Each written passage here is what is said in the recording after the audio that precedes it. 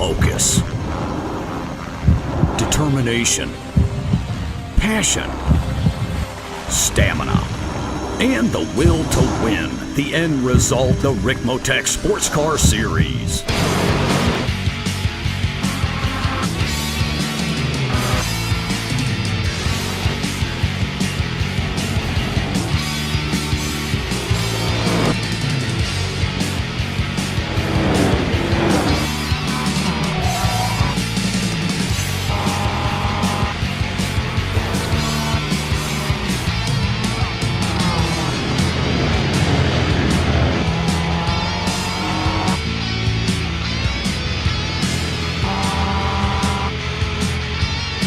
Extreme Motorsports brings you the Ricmotech Sports Car Series, brought to you by Ricmotech High Performance Sim Racing Equipment, and in part by TD's Tree Service. Live coverage Mondays, 9 p.m. Eastern.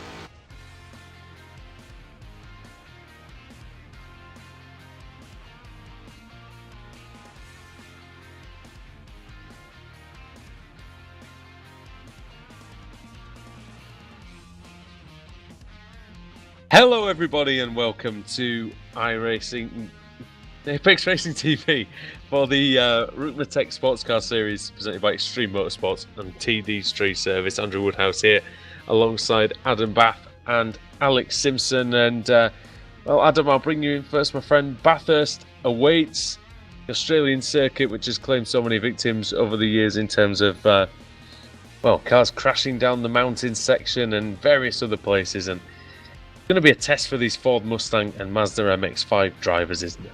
Yeah, we're looking forward to it. The drivers are looking forward to it, and we haven't got long to see what's going to happen. It's a full endurance race as well, an hour and a half.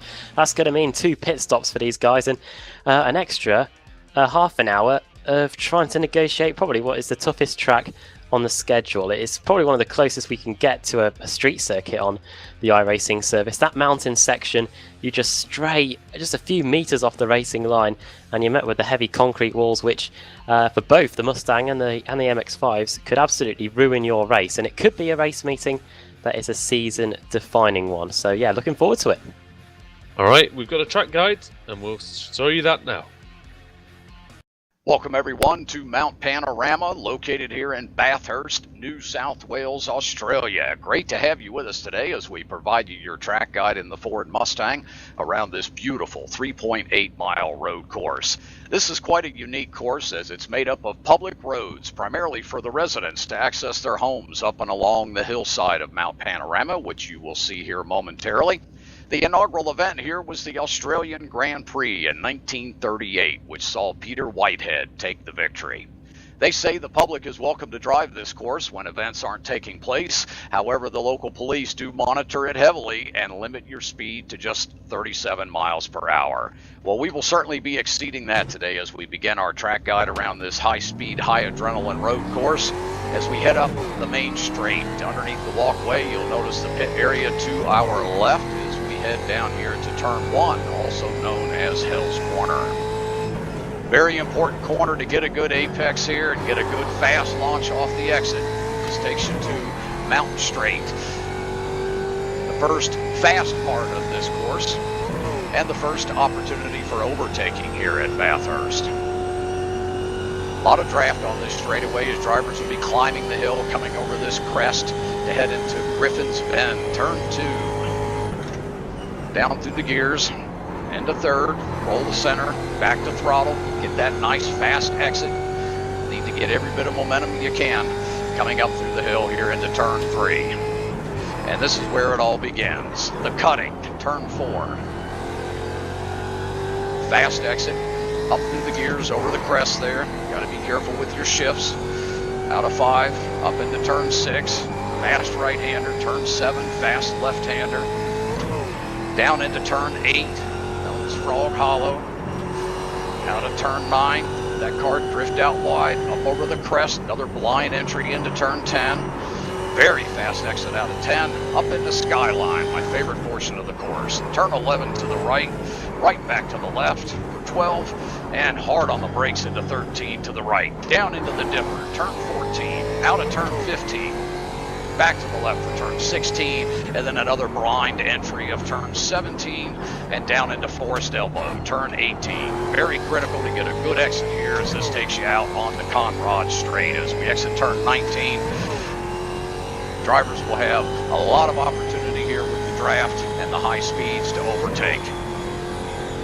This is the actual, or one of the actual fastest straightaways in touring car racing on the globe. Bringing us down into turn 21 here, drivers will race through this section called the Chase, down through the gears into turn 21. Third gear, roll center back to throttle, up into turn 22 to the right.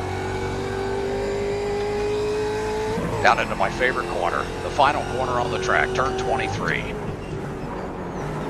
See a lot of racing on the brakes through that section there as this brings you out to the final straightaway, the finish line here at Bathurst. We appreciate you being with us today. That's your thrill ride for Mount Panorama.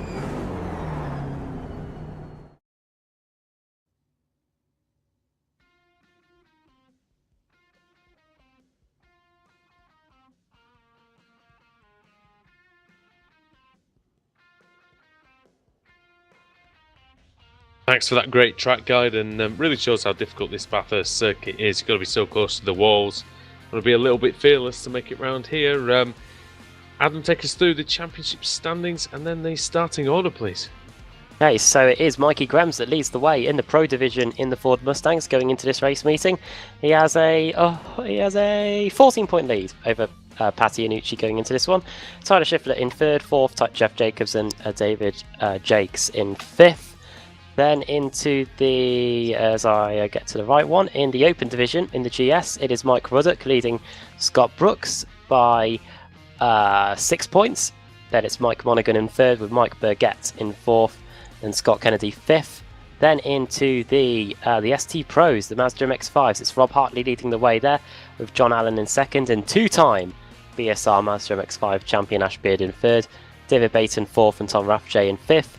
And in the Open Division, it is Richard Losper leading the way ahead of Kip Stevens, Chris Torman in third, Dave Fitzgerald in fourth, and Dan Carrido in fifth. Shall we move over to the grid as we get the formation lap underway? Very short formation lap, actually. We haven't got enough time to go through all of it. Vigus, Griffith, Dam, Grems. It's a good day if your name is Mike. Stephen Thomas in fifth, sixth Iannucci, 7th Schiffler, 8th Jakes, 9th Burgett and 10th Jacobs. In the MX-5s, it's Schwenke on pole, and Hartley second, Ash Beard in third, Andre Saunders fourth, Brian Holmes fifth, John Allen sixth, Tyler McFarlane seventh, Rathje 8th, Losper in 9th, and Dan Carrido vanning out the top 10 in the MX-5s.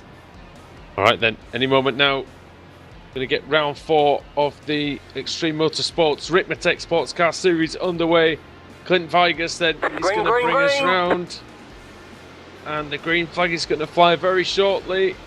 When's he going to hit it? He's going to hit it now, but Mike Griffith has got ahead slightly. Into Hell Corner goes Clint Vigus into the lead. Vigus not always the best qualifier out there. This time he puts himself in the best possible position at the start. Now we're going to look at the Mazda. It goes down the hill towards Murray's Bend. Travis Schwenke, very experienced in this series. What are you going to do? When's he going to go? Conservative start by Schwenke, but he's away now. It's a good jump. A couple of car lengths. And very nice start from him. The Mustangs are in the middle sector, and for the first time tonight we're going to hear from Alex Simpson. Alex, that looked pretty decent out there for everybody at the start. Yeah, good evening all, or good morning, depending on where you are. But yeah, good start from everybody. Just having a quick look at the Mustangs as they come over the top of the mountain for the first time as well. And yeah, this is going to be a great race. Very, very tricky. We saw a lot of fatalities in other events at this circuit as well, and it's definitely very, very demanding. Closest thing we have on the surface to like a Monaco-esque with how punishing it can be. So yeah, this is going to be an interesting race for both series. I wonder, Adam, if Andre Saunders might have tapped the back of Ash Beard's car there going through the middle sector. Yeah, indeed, they're very close as they go up over the top of the hill on their way towards McPhillamy Park, and Andre Saunders trying to get past the two teammates. Both of these two race in the BSR MX-5, and they did pretty well at Road Atlanta, the final race meeting of that on Sunday. Ashbeard coming out on top with the title. He was very stressed during the race meeting, he was telling us in the interview, but going to be racing around here now, over the top of Skyline and plunging through the S's, and these MX-5s are going to be tough to break a pass in this 90-minute race. Won that twice now, Ashbeard. Great work both times, and as is usual in this Ricmotech Sports Car Series, the driving standards seem very, very good indeed. We haven't had anybody in the wars at all, I don't think, in the first lap or so. Mustang's just completing it, and it looks like has everybody made it to the end? Yeah, there's a gaggle coming over the line. Look near the back of the field. Matthew Catila is not used to being down there. Michael Monaghan, Robert Brist, and Scott Brooks. So they've been delayed, Alex, but still in one piece. Yeah, I'm not quite sure what happened there, but yeah, good start from everyone we're on board with. Svenke, he finishes his first lap as well. So I wonder if they started from the pits actually. Yeah, possibly. Possible. Move up the but like I inside. say, a bit of a gap there, but it's a long old race, isn't it? You know, an hour and a half round here. As soon as that traffic starts to build up, and got a bit of a clear space.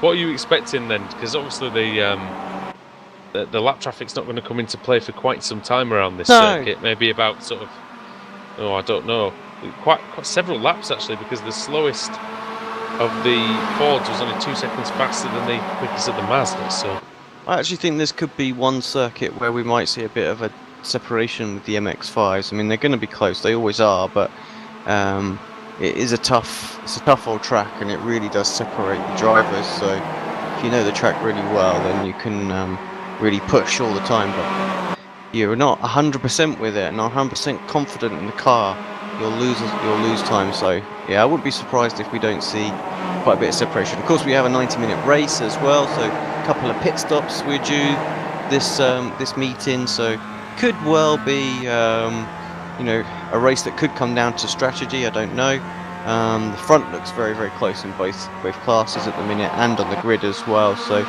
still think there's a lot to race for out there. Very close at the front of the MX-5s as expected in the early going. Schwenke really getting pushed by Rob Hartley down the mountain straight at the start of lap 2. Car gets very light through this S's section as well, and then many famous names. The dipper there, that left right-hander. Oh, brush with the wall. That's Travis Schwenke, our leader. Schwenke with the front right corner, slightly buckled now. He'll be hoping, he'll be praying maybe. Oh, Saunders hits Beard, and Beard is around. Saunders is into the wall. And was there some? Track is going to be blocked. That track running is into blocked the there. Oh, that's Tyler car's McFarlane. over. Oh, there's. That's not Kip Stevens. No, it's not Kip Stevens. He's got damage. However, the car that's over, and it's the one that's retired back to the pits is Richard Lusper. And it all started because Andre Saunders got a little bit too hot into Forest Elbow and tried to get the elbows out, Adam, and clumsy move that. But were the two separate incidents? There were two separate incidents, weren't there? Yeah, that one. The That second one didn't one block was the track. It was the other one that did. It was Raf J getting sideways, getting hit. He got hit by Tyler McFarlane. Oh, Kip Stevens. Well, Kip Stevens was the one that absolutely got the Rizzo'd everyone else. My favourite, I don't know, Alex, if you can go to this here, but if you go on board with, you have a look at Tyler McFarlane, if you go on board with him, I'm going to name and shame on this occasion because I think it's warranted. Far too fast into the Forest Elbow, hits Rafji, but then after that, Alex, he goes and drives pretty much into the parked car on the side of the racetrack. We're on board now.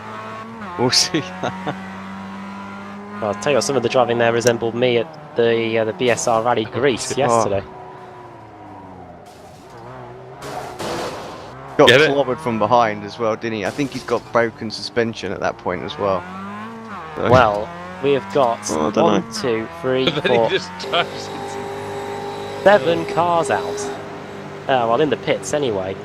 George Fike out, Richard Losper out, Ash Beard out, Michael Key out, Chris Torman, Brian Holmes and Andre Saunders. They're all in the pits.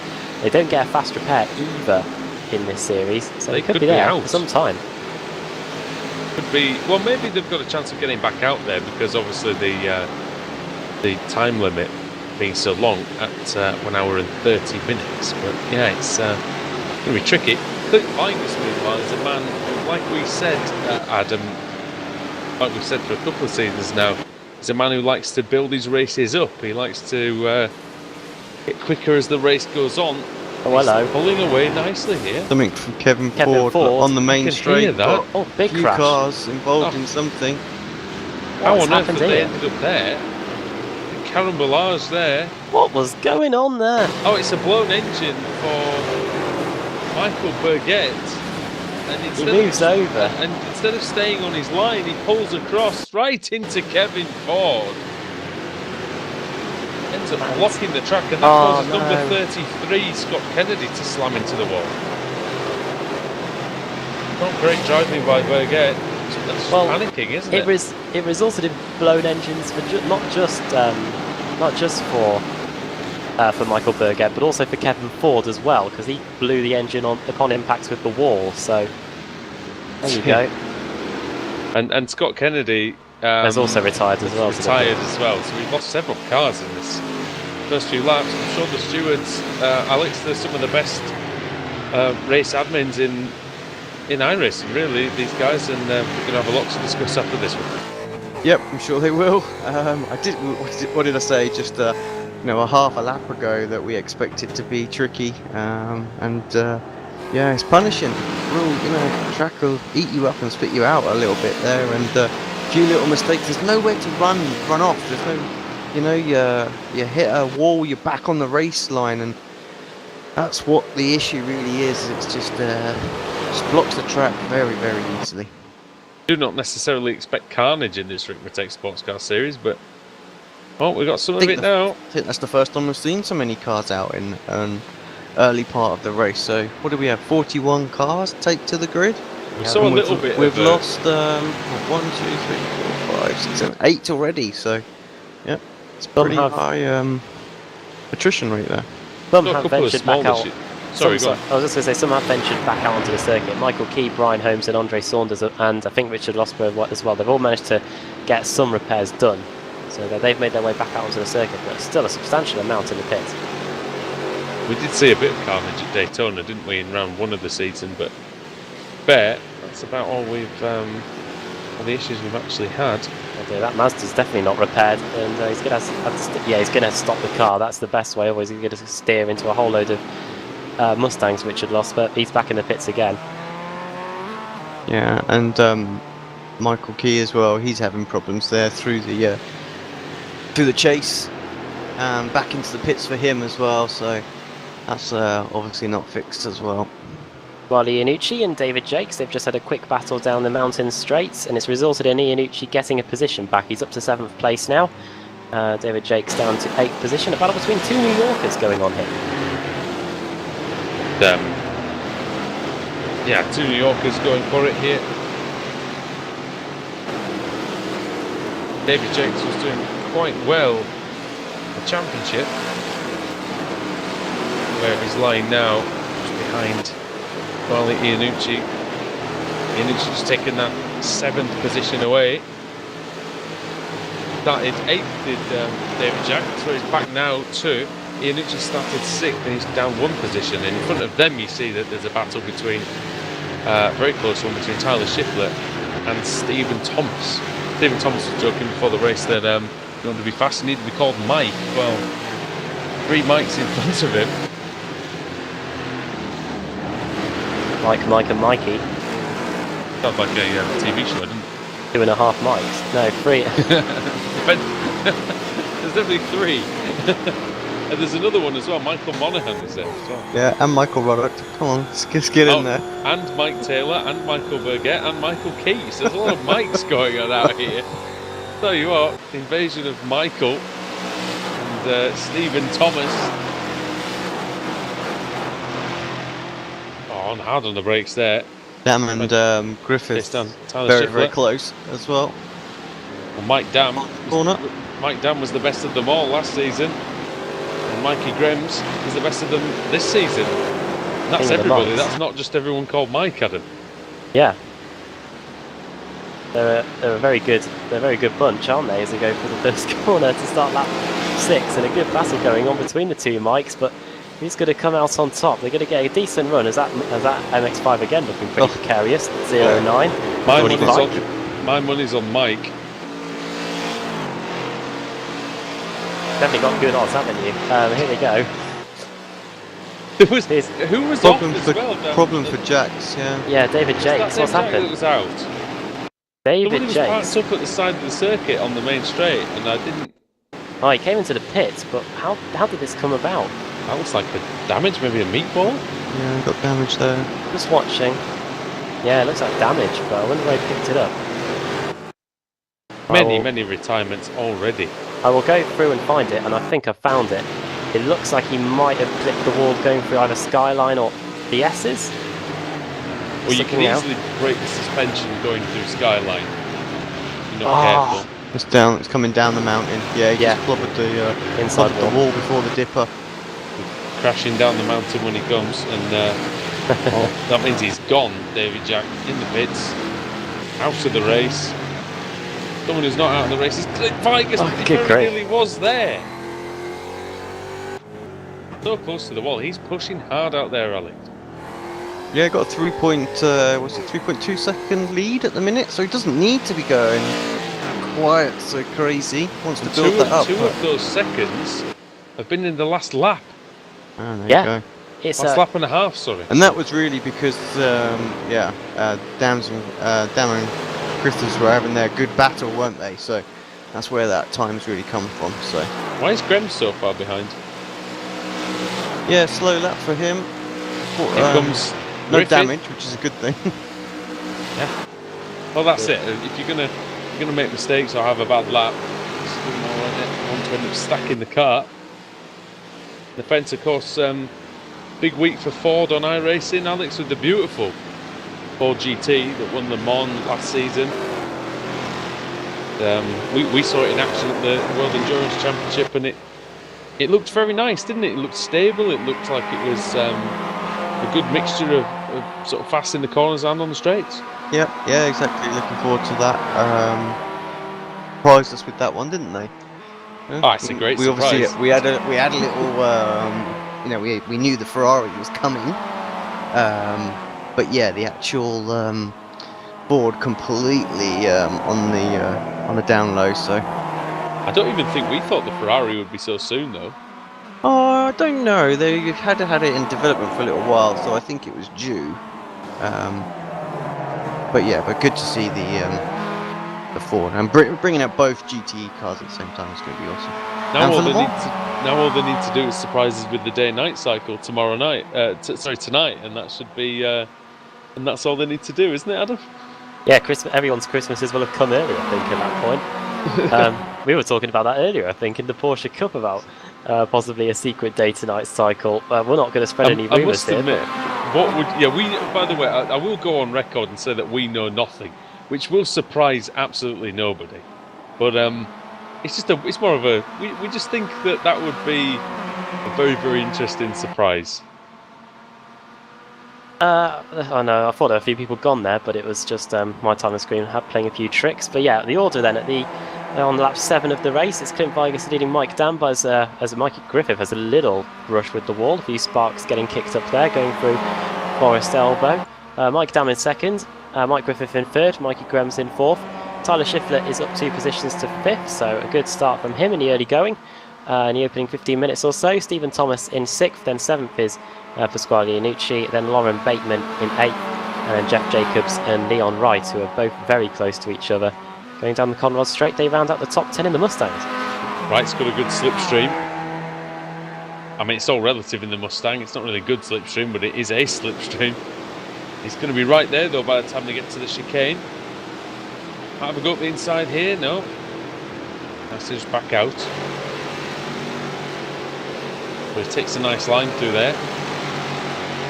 Not going to be quite close enough, Alex, to have a go into Murray's, but could set him up for probably for turn 2 if he's going to do it. Oh, wide. Awful run. Here he comes then. On the inside goes Leon right into the first corner, hell corner.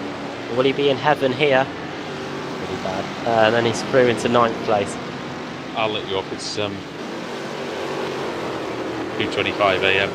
You're okay.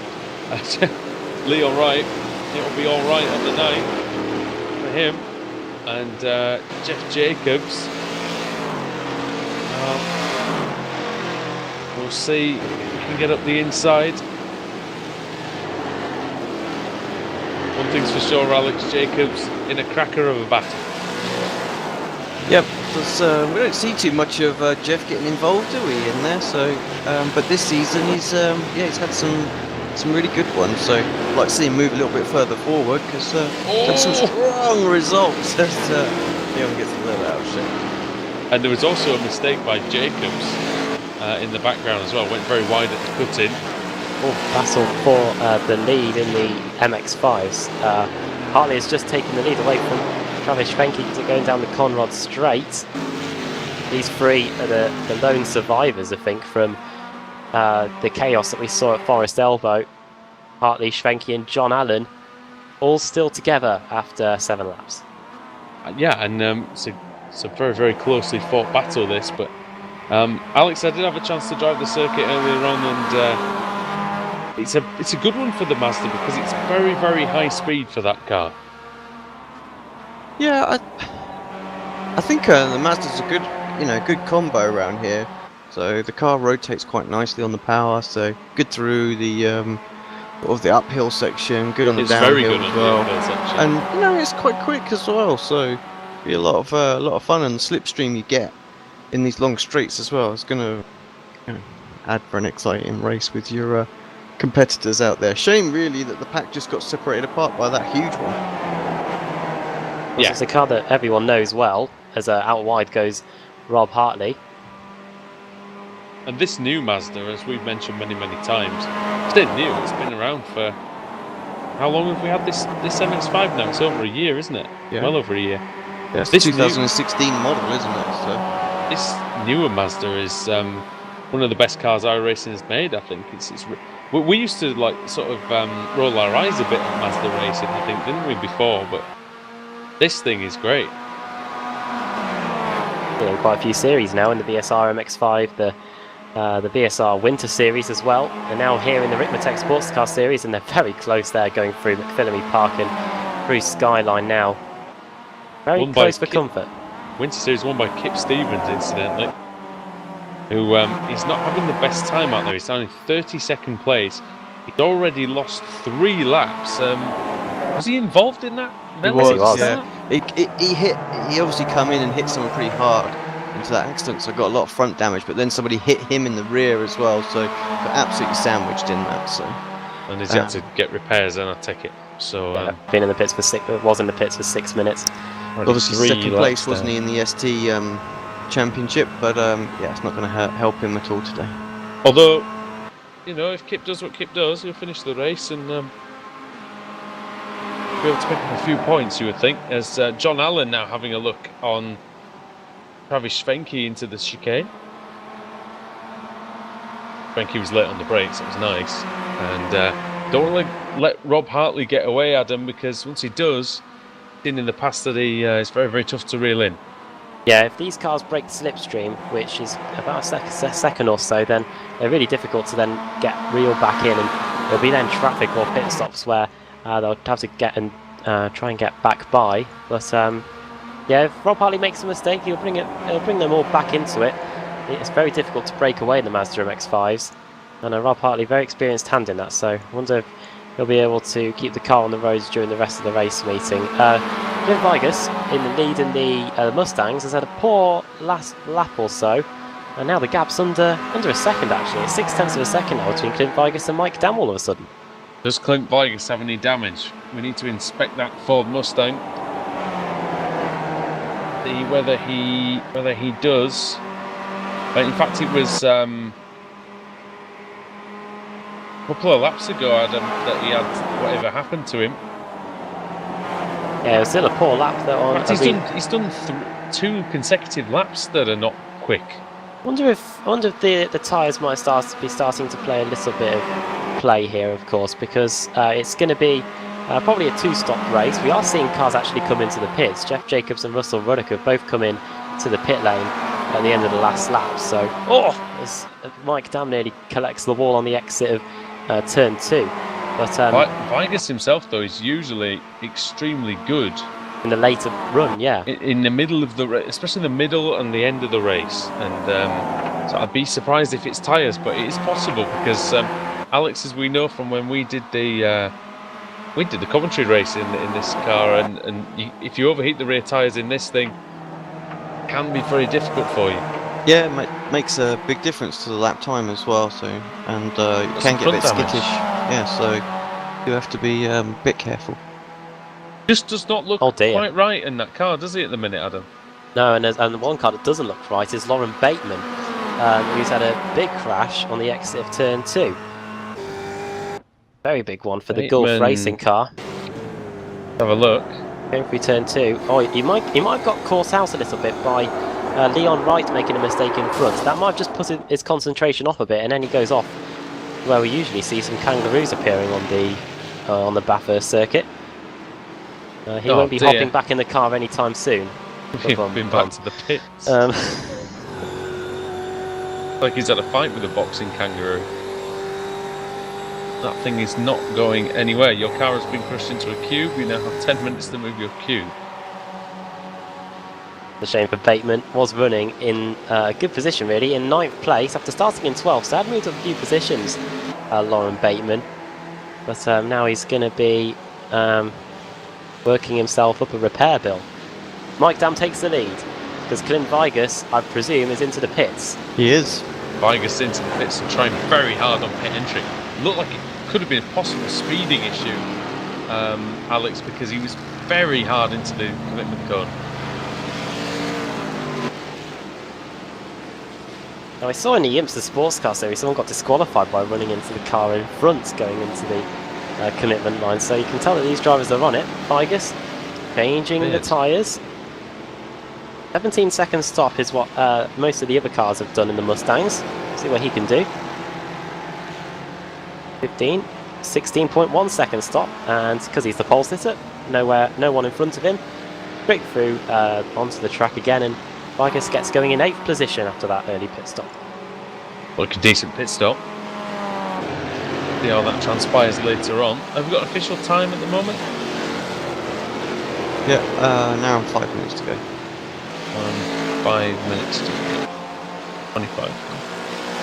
So, is that normal, do you think, about 1/3 distance? It looks like Robert Brist has had an issue. Well, yeah, that's about normal, I think. Did you see that as a strange issue for Robert Brist? Oh no, it wasn't. It was okay. Just a half spin. I think that's about on point for Clint Vigus, I think, because in an hour race that would probably be the start of the pit window in the Ford Mustang. So yeah, I think he's right on time with that stop. Maybe trying to undercut the rest of them. Gonna get a decent run there.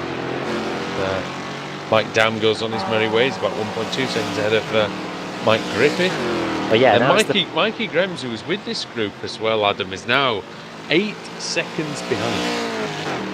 Yeah, it's been a poor few laps really. He hasn't been too slow recently, Mikey Grems, but yeah, 1.4 seconds slow on the last lap. So that's really cut him adrift from the two Mikes, as Mike Dam's now having to negotiate some of the Mazda traffic here. Dan Carrido and David Payton. He's getting by here. I wonder if he might come into the pits now that he's got to the Mazda MX-5 traffic. Is he going to peel into the pits? No, stays out. Look at the damage on Stephen Thomas's car. Griffith's in though straight away. As Dam has to take a whole load of the curb on the inside. It's cost him a lot of time. Of course, the MX-5 as well. goes through the corners a fair bit quicker than the Mustangs. Well, not a fair bit, but quick enough that it can usually keep them at bay. So that's why it's not so easy for Dam to get by. But pure speed of the Mustang just pulling it away on the straights. Also, that's into one thing the pits. Mustang does have, is it does have decent straight line speed. I'm not going to say anything really more than that, but it's decent. A lot of people into the pits all at once. Griffith, Grems, Ian, Low stop Sheehan, for Griffiths. Schiffler. Yeah, very long stop for Griffith. 22.7 seconds, 23.1 actually for And actually Griffith. Beard in as well. Oh, the MX-5's coming in. He was Grems 8 is slow laps too. down. Not sure what it was. It sort of stopped and started again. So on the timer. So He must have moved With, forward, I think, on the way out. if it was 25.1, what's with all these really slow stops? Could So be Vigus' stop is looking like absolute lightning at this point, so it's going to have a massive lead if Dam doesn't get a good stop. Could Mike Dam be going for a pretty sure short they can't second go. stint? Yeah, it's possible, I suppose. Of course, we have got another stop, so yeah, it could be the Pretty sure different they can. strategies playing out. They definitely can't go to the end, can they? No. Yeah. No. So it's possible that he might be just putting a little bit less fuel in it now, and making for a maybe slightly longer second stop. Who knows? These three Mazda leaders looking fairly close together again.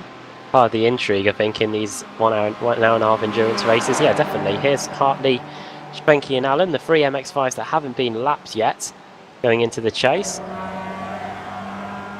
They might still be on the lead lap, actually. That shows what their pace is like, though, isn't it? It was a fair bit quicker than the rest of them. Into Murray's Bend then for the 11th time. Mike Dam not too far away from these guys, but he is staying out for another lap. So Mike Dam going on a long opening stint here. Let's see what Mike Dam will do. He's coming out of the final corner, so he may catch the MX-5s on this lap. It's going to be close. 2:23.4. That's a pretty good lap, actually, considering he's been on those tyres now for 12 laps of this circuit. These guys 8 seconds slower on that previous lap than Mike Dam. Even And the Thomason. gap is about 10 seconds, isn't it? So maybe this would be perfect for Mike Dam, because I reckon what he should do is he should get in the pits at the end of this lap, just before he catches the MX-5s. And then by the time he's done his in and his out lap, Alex, he'll be out in front of these guys. Yeah, I think he needs to do something because he got held up quite a bit, didn't he, with the two MX-5s when Griffiths and that pitted. So it'd be Yeah, big slide there, yeah. But, yeah, you're right. I think it's time for him to get in. I was just on the exit of the cutting there. Mike Dam still on his way. 23 seconds is the gap to the on right. However, right is yet to stop. Gap to the first car that's pitted of Vigus, 28 seconds. And judging from the time so far, it looks like a 35-second pit lane time for Vigus. Everyone else seems to be doing the 42.43. And yeah, we are just got under an hour to go here in round 4 of the Extreme Motorsports Ricmotech Sports Car Series, brought to you in part by TD's Tree Service. And a reminder to go over to Ricmotech's website, ricmotech.com, for your latest equipment. Yeah, they massive help to this series, and it's great to see what they've done with this, and obviously now Mike Dam on the Conrad Straight, about 5 seconds, 6 seconds behind his MX-5s, so this is the perfect time now for him to, I think, for him to come into the pits. We'll see if he can do that. Time through the chase, flat out section, 240 kilometers an hour, on the brakes hard, about the 100-meter board, turns it in through this opening part of the chicane. Sorry, going to dive into the pits. No, he doesn't, but John Allen does, and that's third place from the MX-5. John Allen into the pits, hard on the brakes, gets the limiter on, and then he's going to mosey on down the pit lane into his box, hits his marks. See where he comes out. Where's the leading Mazda that's stopped at the moment? That will be That is Brian Holmes, who is the highest once pitted. He's only going through the cutting now, so yeah, he's got a long way to go. Yeah, that's miles away, isn't it? Yeah, and there's a lot that still haven't pitted, and of course there was that whole group that had a stop earlier on as well, so they would have taken a bit of extra fuel, so they'll go for another few laps. John Allen then out of the pits, and that's Mike Griffith and Brandon Whitworth coming through the picture. Yeah, Whitworth just letting him through. I think Griffith earlier has pitted already. Brandon Whitworth hasn't yet stopped, running different strategies here, so Whitworth doesn't want to interfere with Mike Griffith, who's challenging for the race win. That crest there in the middle of the mountain straight is absolutely treacherous. When we did the V8 Supercar series on after the pit stops, cold tyres, they came over the crest and a few people turned sharp right into the wall. There were some big crashes there in the V8 Supercars itself. Didn't a car end up getting set on fire a few years ago? I can't remember. There was one. The fuel cell burst, didn't it? There was one at the end of the. The mountain straight. The end of that straight. Yeah, you're spot on there. Remember, that was a scary one. Did get held up this lap with the traffic, so we thought he would do.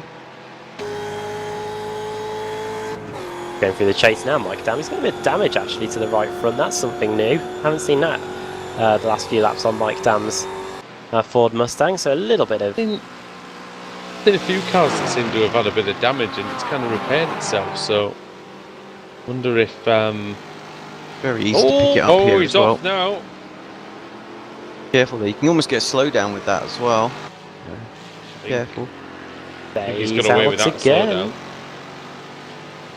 Going through again, Mike Dam, the Canadian.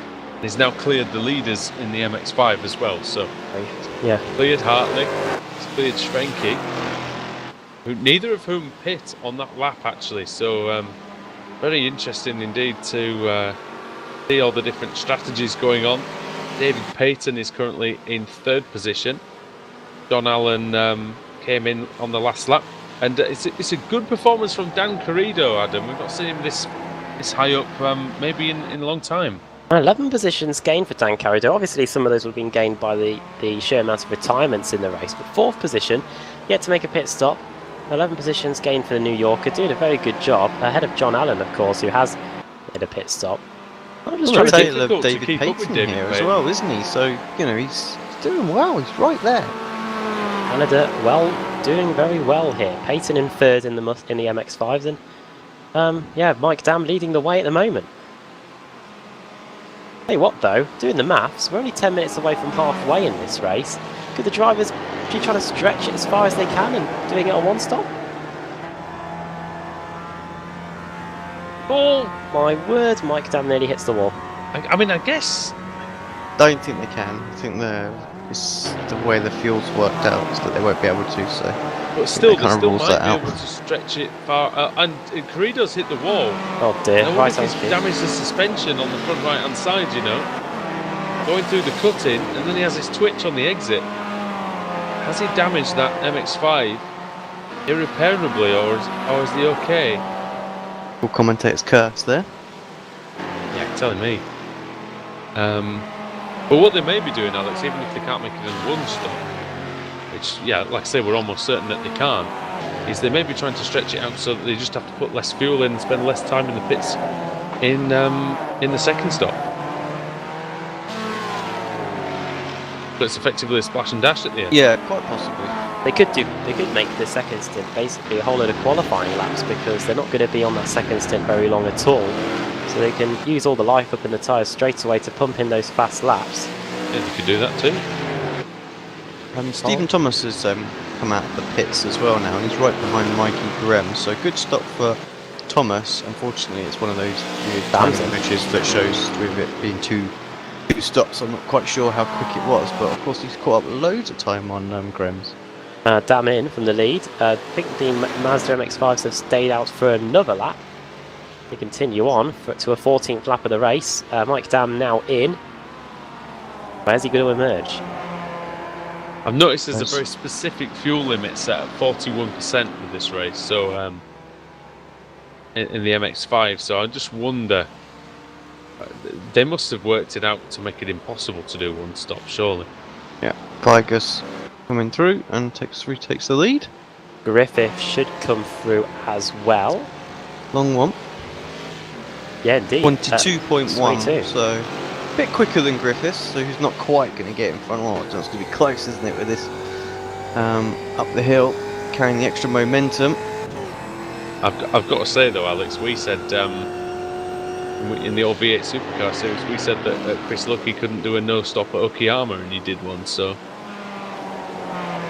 we said Yeah, that you was never know, do we said you, that you know? was impossible, didn't we? And, yeah, he won that race by an inch or two. Jeff Jacobs coming into the pits for a second time. I wonder if that might be... no, surely not the second stop already. He did pit early, that has to be said, Jeff Jacobs. He was one of the first to come in fact, but even by my maths, I think that doesn't sound like a stop that could get you to the end. Might be wrong. 52 minutes still to go. Right. Definitely right. Excuse me, definitely right on that one. What I will say though, Clint Vigus 8.9 seconds in the lead. That was a good little stint for Mike Dam, considering his pit stop was some sort of 6.1 seconds slower. He was what, 3 seconds back before they pitted, so Yeah. I think actually he's caught a little bit of time up here. I think he's gained a huge though, hasn't he, amount, to 1 but second, I think. yeah, It so might be about even. could be very, very close if they sort of do a bit of a reversal with the pit stop times for the next stop. So yeah, could make for a very, very interesting close to this race. Vigus, Good.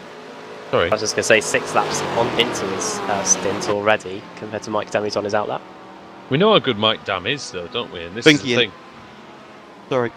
What? Sorry, what was that? Yeah, Spanky's into the pits. Spanky's so in. Travis in. Hartley stays out. Hartley going for another lap. That'll bring him to about 40 minutes, Adam. So he's going to be short, but won't need a long stop on his. He'll either pick this one or the next one, obviously, to take like the little splash and dash. Oh, he's going to be agonisingly close to doing it on 1 stop, isn't he? But unfortunately, yeah, it looks like it might just be 2 stops for Rob Hartley. But yeah, he's trying everything he can. He's the only driver, actually, that hasn't made a pit stop yet in this race. And seems to be a master of the MX-5 at the moment, and a master with the fuel as well, because he seems to be doing something that no one else is bothering to do here. And, Mike Taylor just telling us that he missed his pit box and got DQ'd for backing up. I didn't think you could get DQ'd for backing up into your pit box, but Yeah, I think you can only get backwards on the track for a certain amount of time, and it has you. So Sphinx Must is have overshot it. 28.4, so a long stop. Alan quite a way ahead. Well, I say quite a way, 1.2 seconds, I think, by the time the speed settles down. Alex, should we go on board with Rob Hartley and see if there's any lifting and coasting going on, or fuel saving as such? Do that. You'll be able to tell us, possibly. While that's going on, Mikey Grems has just been overtaken by Stephen Thomas. Absolutely not. Coming down the hill, he's like going through the gears pretty aggressively, and a bit of extra revs in the middle of them as well, of the corners. So yeah, Absolutely flying. yeah, absolutely pushing out there. So Nice line through Forest Elbow. And that's really the most important corner on the course, isn't it? Because it leads to this terrifyingly long Conrod Straight, which goes down to this dip and then up over this crest. you can lose 3/4 tenths on the straight just by the exit that you get through there. so critical. Really long straight, then this very fast chase here. Then the gain, you've got to get that braking point right, Adam. It's a really tricky one. Rob Hartley still hasn't been lapped yet, by the way. That's Vigus right behind him. Is he going to come in now? He does. So he's managed to last 41 minutes on a tank of fuel. That's some achievement, but he's in now. That may just be the difference between winning this race and not, because, like I said, that extra lap of fuel will just mean that extra litre or so that won't have to go into this MX-5 See what he does with his pit stop.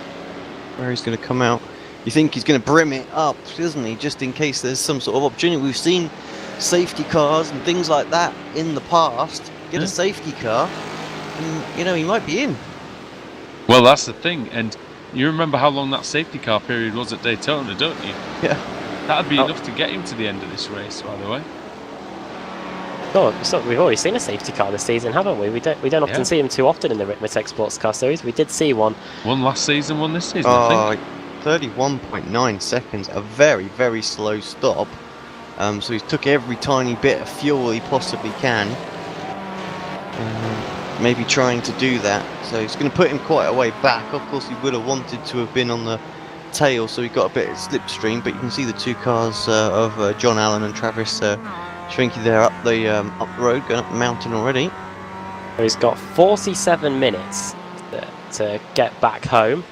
If he wants to do How it long on did he one do in stop. the first stint there, Adam?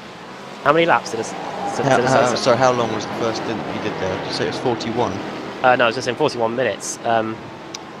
I can't tell now how many laps he did on that stint. Oh, you would have done 16 laps. 16 laps on that stint. Yeah, that's right. You never know. You have to save like crazy, but yeah, maybe just like you say, that little splash and dash might make all the difference in that second stint. The only thing I worry about is the fact that he was quick enough to win the race on pure pace anyway, so if you just try a fuel saving strategy, or if you just try like trying to cut one stop away, or if banking on the safety car, he's really sacrificing that ability to win the race on outright, which I think he could have done anyway. I usually think, Adam, I don't know about you, but these alternate strategies are usually only worth it if you're slightly off the pace. But yeah, it's almost classed as a roll of the dice, isn't it? If the pace isn't working, you want to get the best possible way of getting to the front, and that can be possibly a fuel mileage situation, or maybe a safety car and staying out. See it all the time in NASCAR and IndyCar, don't we? Situations similar to this. Yeah. And Rob Hartley maybe trying to do that roll of the dice here. He could try and stretch it right to the very end and then pitting for a splash and dash with maybe 2 laps to go, and that might be what does it. But yeah, interesting. We'll follow that closely as we are about to head into the second half of the race now. 46 minutes to go. If he's only said 2 laps short, or maybe 3 laps short, something like that, then it's going to be a very, very short pit stop. He won't require any tyres. Be in and out and on his way. We'll see what Hartley can do. Look for the top 10 then in both so many classes. retirements, by the way. Oh yeah, quite a few. I'll run you through them in a moment. Mike Taylor, the latest one, as he said, by disqualification. Quite remarkable, really. We've seen quite a few disqualifications in the pit lane in the last few days on Apex Racing TV. Vigersen leads the way in the Mustangs. Second is Mike Dam, 6 seconds behind. Then it's 5 seconds back to Mike Griffith in third. He's got Stephen Thomas 6 seconds behind him in fourth. And it's a half a second gap between Thomas and Mikey Grems. They're having their own battle over fourth and fifth there as they go through the cutting. And Tyler Schiffler in sixth. He's got an 8-second lead over Pasquale Iannucci in seventh. 11 seconds back to Leon Wright in eighth. And then 4-second gap to Ruddock in ninth. And then a 7-second gap to Brandon Whitworth running at the top 10 there. John Allen and Travis Schwenke 0.2 of a second apart after the opening round of pit stops in the Mazda MX-5s. Rob Hartley in third, 5 seconds behind those guys. Was Stephen Thomas. I think he might have just clipped the wall going through Philomene Park. David Payton in fourth, Dan Carrido in fifth, Brian Holmes sixth, Andre Saunders seventh, and Tom Rathje in eighth. Tyler McFarlane in ninth. Those are the Mustangs. The MX-5s are left. Yeah, I think there are only 8 left. Oh no, Chris Torman is still going. He's 5 laps down though, and he's got a hell of a lot of damage on that car, so still in the running, but barely. The car's out. Michael Key, Geordie Fike, Richard Losper, Ash Beard, Kevin Ford, Scott Kennedy, David Jakes, Kip Stevens, Lauren Bateman, Edgar Sanchinelli, and Mike Taylor. They're all out. And Carl Dronke and Dave Fitzgerald didn't even take the start, I don't think. So starting with 39, we're now down to 28. There are 27 cars left. Mountain's taking a bite. How are the drivers here? Nom nom. And A few of them have been gobbled up by this famous circuit. Mount Panorama.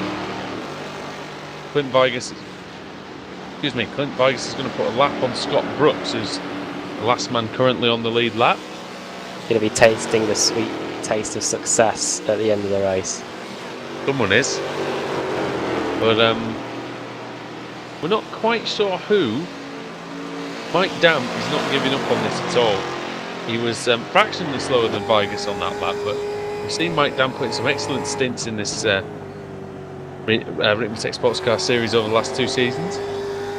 Gap's actually down to 6.8 seconds, so he's closed up 1 and a bit since the pit stop. So it's all going to plan, I would think, for Dam. Of course, he is on fresher tyres at this point, so there's about 8 laps difference between them. So you expect that gap to close up. He's carrying a bit more fuel at this point. I'm expecting him to have a little short splash at the end. So yeah, this could be the right strategy. Vigus might need a longer. Well, he will need a longer stop at some point, won't he? So. We do have a trend in the Ricmotech Sports Car Series of it all coming back together at the very end of the race. COTA springs to mind from last season where it did that, and it could be on for something similar here, due to the fact that Vigus took that quicker pit stop for the first stop, and Mike Dam taking that slightly longer one. Yeah, sometimes the race is a bit of a slow burner, and then we get a lot of action near the end. It's been pretty entertaining so far, but we still might get a lot of action at the end of it. We got it at Daytona, didn't we? That was the last 90-minute race we had there. Got a lot of action at Daytona. That was a fantastic way to open proceedings for the season.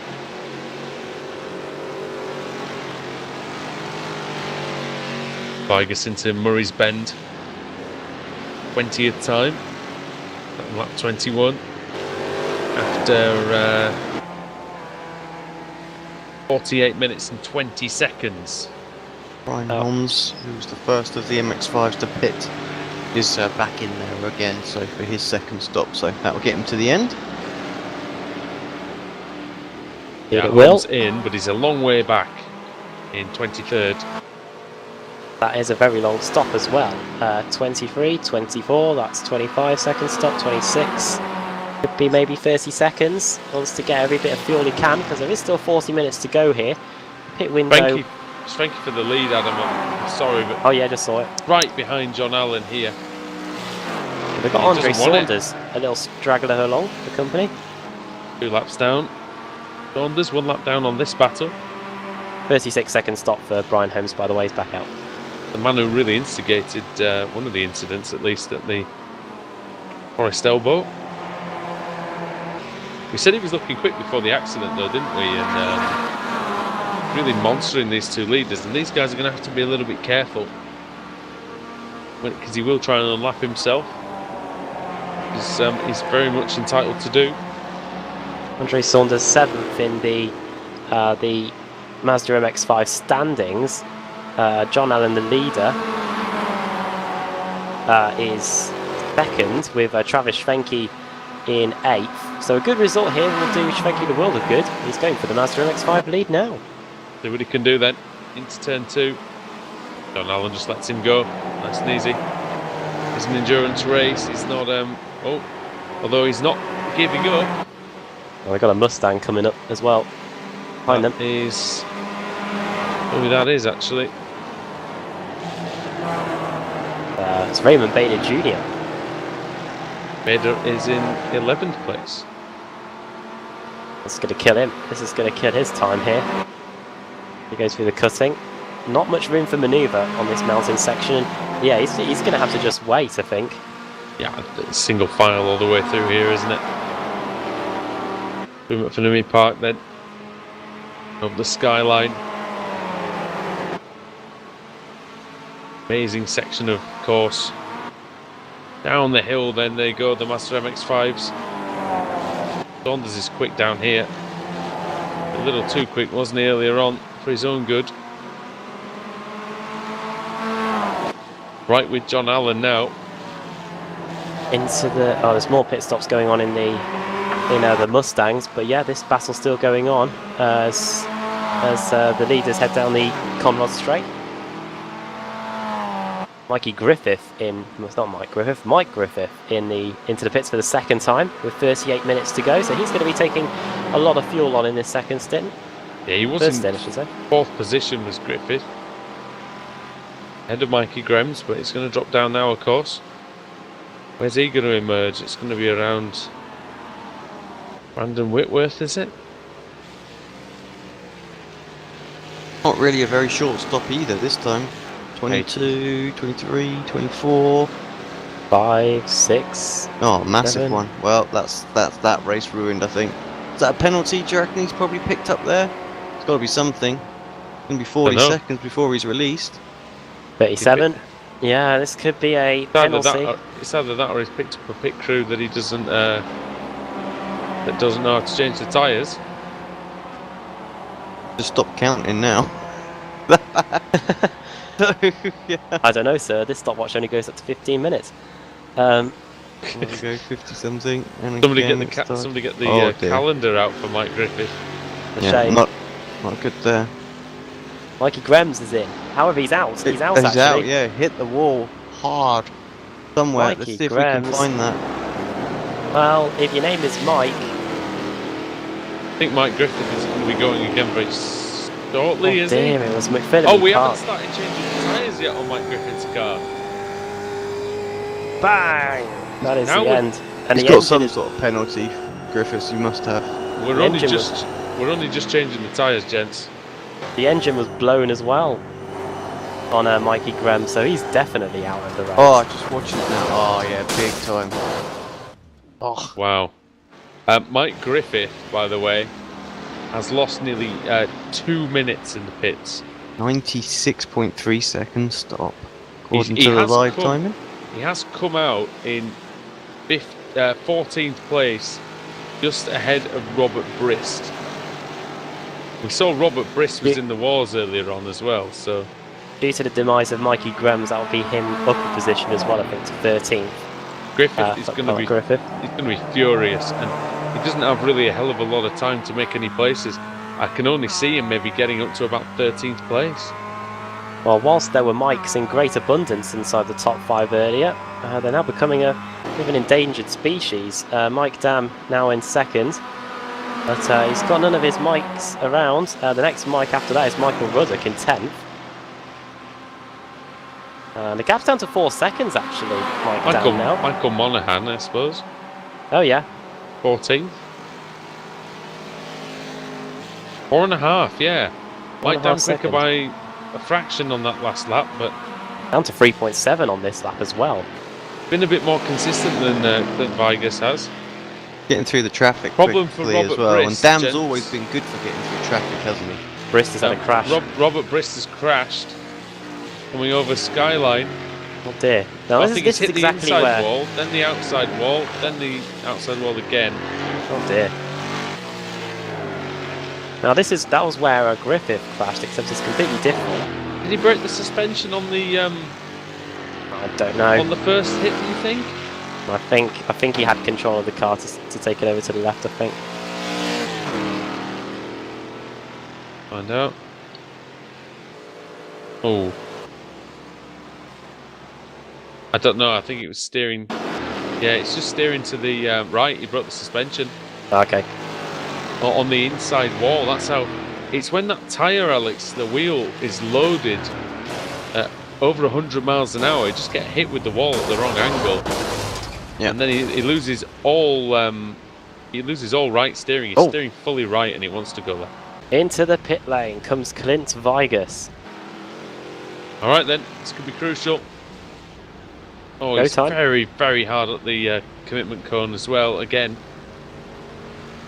16 seconds was the last stop. Let's see what he does this time. Mike Dam takes the lead. I really want to know what happened to Mike Griffith. They lose over a minute. Minute and a half. It's his marks. Pit box 1. Of course, now when he comes out of the pits, he will have fresher tyres than Dam, so he should pull away again, but with a slightly heavier car. So it's going to ebb and flow, this gap. Right then, 16 seconds was the last stop. Gone past that. Definitely a longer one. Got to get through 33 more minutes of racing. 23.6 seconds stop for Clint Vigus, and he's back on his way in just ahead of Pasquale Iannucci. No, just behind him. So he'll be in 5th. Been a bit of a quiet race for Iannucci, hasn't it? Yeah, we haven't seen too much of him, have we, at all? And he's usually right there. So it just goes to what we said at the start of the race. You know that this track really does separate the people quite a bit. Very slow moving MX5 traffic there. And I'm sure the pressure's being taken off Pasquale Iannucci quite a bit now, because Mikey Grams was his championship rival. Mikey Grams is out of the race after that engine and crash. And Iannucci, who was 14 points behind going into this race meeting, he stays where he is or just gets a finish, be able to close that gap in the points. What it's all about at the end of the season. Still very, very close between the MX5s. Half a second separating them. Just looks to me like Alan's just saving a bit of fuel there now. Rob Hartley, how far is he off those guys now? He's 5 seconds behind, so we can see him on the same. You can see them on the same straight. Rob Hartley just taking his time, obviously not on the same strategy as those two, as we saw in the earlier stint. Leaving himself in the equation. Could have tagged back onto them, it would have been excellent for him, I think, but he's going to have to really pull something out with the strategy. You're not going to know that whether it's going to work or not until right at the end of the race, if we're expecting him to do a very late splash and dash. So, yeah, we'll see. Mike Dam is in from the lead. Very quickly, so almost like struggles with the pit entry there a little bit. But is he trying to cover off Vigus there with the fresher tyres so that you can't get that sort of undercut and build up a lead again? Clint Vigus might have realised what's happening, might he? Clint Vigus has just put in the fastest lap of the race. 2:23, not nearly a fastest lap, 2:23.265. Very good lap indeed there from Vigus, fastest of anyone on that last lap. Yeah, Dam holds the fastest lap, doesn't he, with a 2:21.996 at the minute. So, right, how quick is this, and where is... he's away, 16.3 seconds. He's got this easy. Say easy, it's going to be pretty close, but nearly over the line.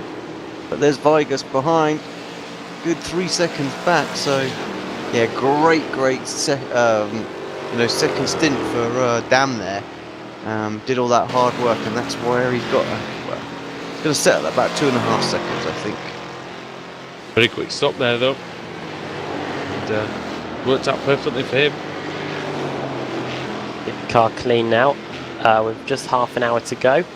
Stephen Thomas and Tyler Schiffler yet to make their pit stop, along with Leon Wright and Brandon Whitworth. Raymond Bader Jr. also yet to make a second trip to the pits, along with Scott Brooks and the Ford Mustangs. Mike Dam currently in 3rd position. That will of course become effectively 1st once Thomas and Schiffler make their stop.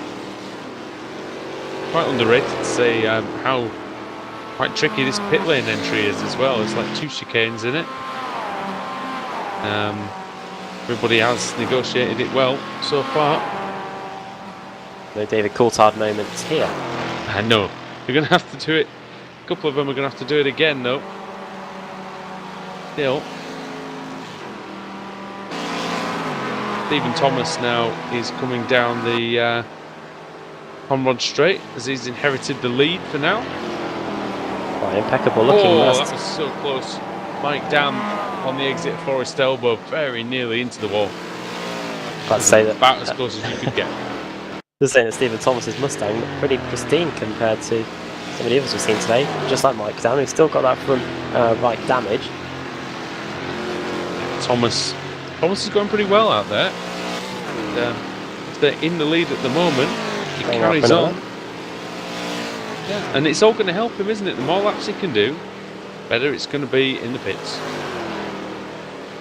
Schiffler is in from 3rd, or 2nd, sorry.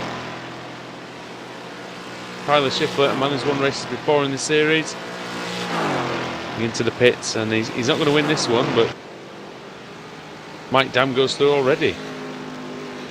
Canadian up to 2nd position now, and Clint Vigus, the man from Michigan, will also come through into 3rd place. It's going to be close, isn't it? But what a turnaround from Mike Dam, Alex. It looked like he didn't have anything for Clint Vargas in the first half an hour, and then suddenly it's all turned around. Yeah, I think he pulled the right idea with the strategy, staying out a little bit longer, going for the the longer stint first, so he's got the fresh tyres and whatnot, so he can build back, close that gap in just a little bit, work the traffic really well as well. It's not all about the strategy. You cut through the traffic very, very quickly. But I'll tell you what, Vargas is coming back at him now, looking very, very strong in this last stint. Got the bit between his teeth and he's really pushing it out. 2:22.8 on that last lap, the fastest of anyone on the circuit again. Clint Vargas, and of course it's hard to tell about what the time was like compared to Mike Dam, because Dam was on his out lap. See what the representative times are like when they get back round to the line at the end of this one.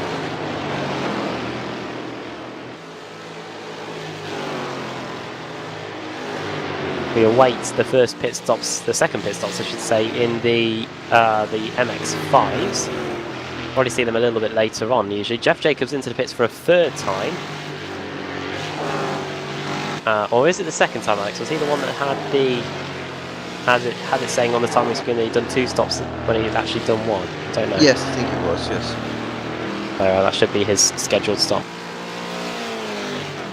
We were just saying about Iannucci earlier on, Alex, and to be fair, it just might be one of those that he just maybe doesn't get on with the track as well as some of the others. He's certainly up there at the front on nearly all of the other races. Yeah, I mean, he's going to finish, I think, touch wood. That's what he's going for out there. He's not pushing so hard or anything like that. I think he's still going to pick up a couple more places. So, a top 5 finish is still good points. And now Stephen Thomas is in. Leader is in. Going to relinquish that to Mike Dam. Certainly. Dam's on the grass coming out of Murray's. But he's trying hard now, the Canadian. Over the line, what's the advantage over Clint Vargas? It's 2.4 seconds. Dam is wide again. In all of the circuit here in Australia. Good. That was a good first lap though from Mike Dam. He was 2 tenths quicker than Vargas. 2:22.87. So Vargas is 2:23 dead. Fairly slow stop for Thomas again, is it, Alex?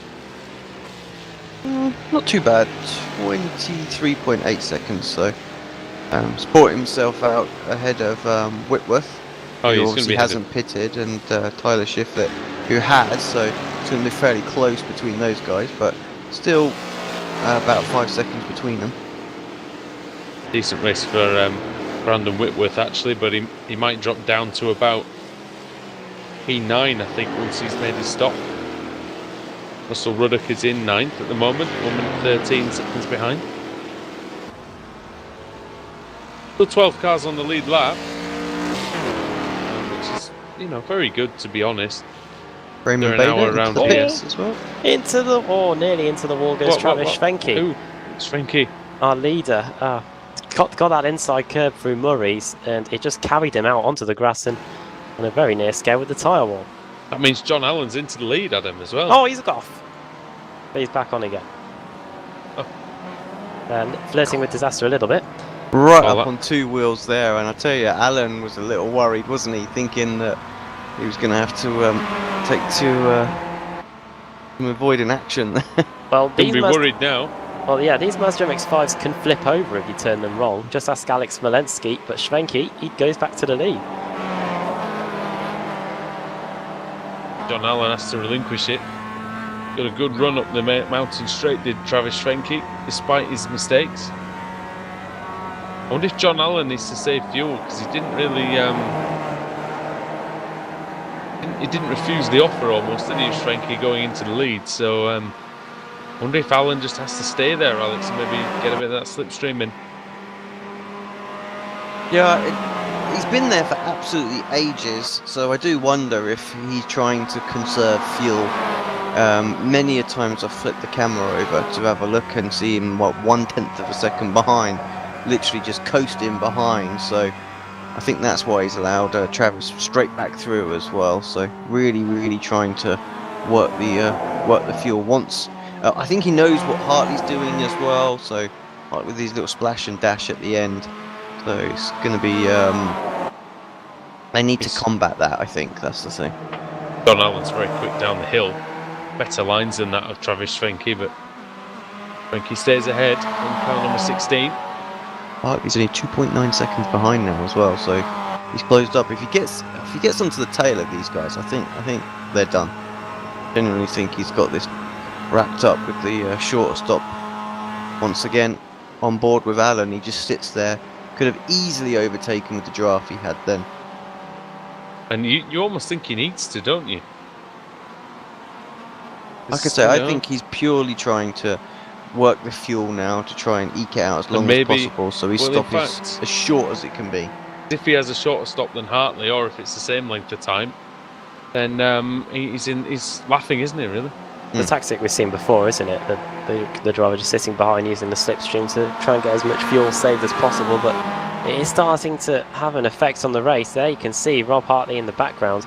Gap is now down to 3.1 seconds, 3.2 seconds now. You've almost got to ask yourself though at this point, Alex, would John Allen have been better to just overtake Schwenke and go as fast as he could?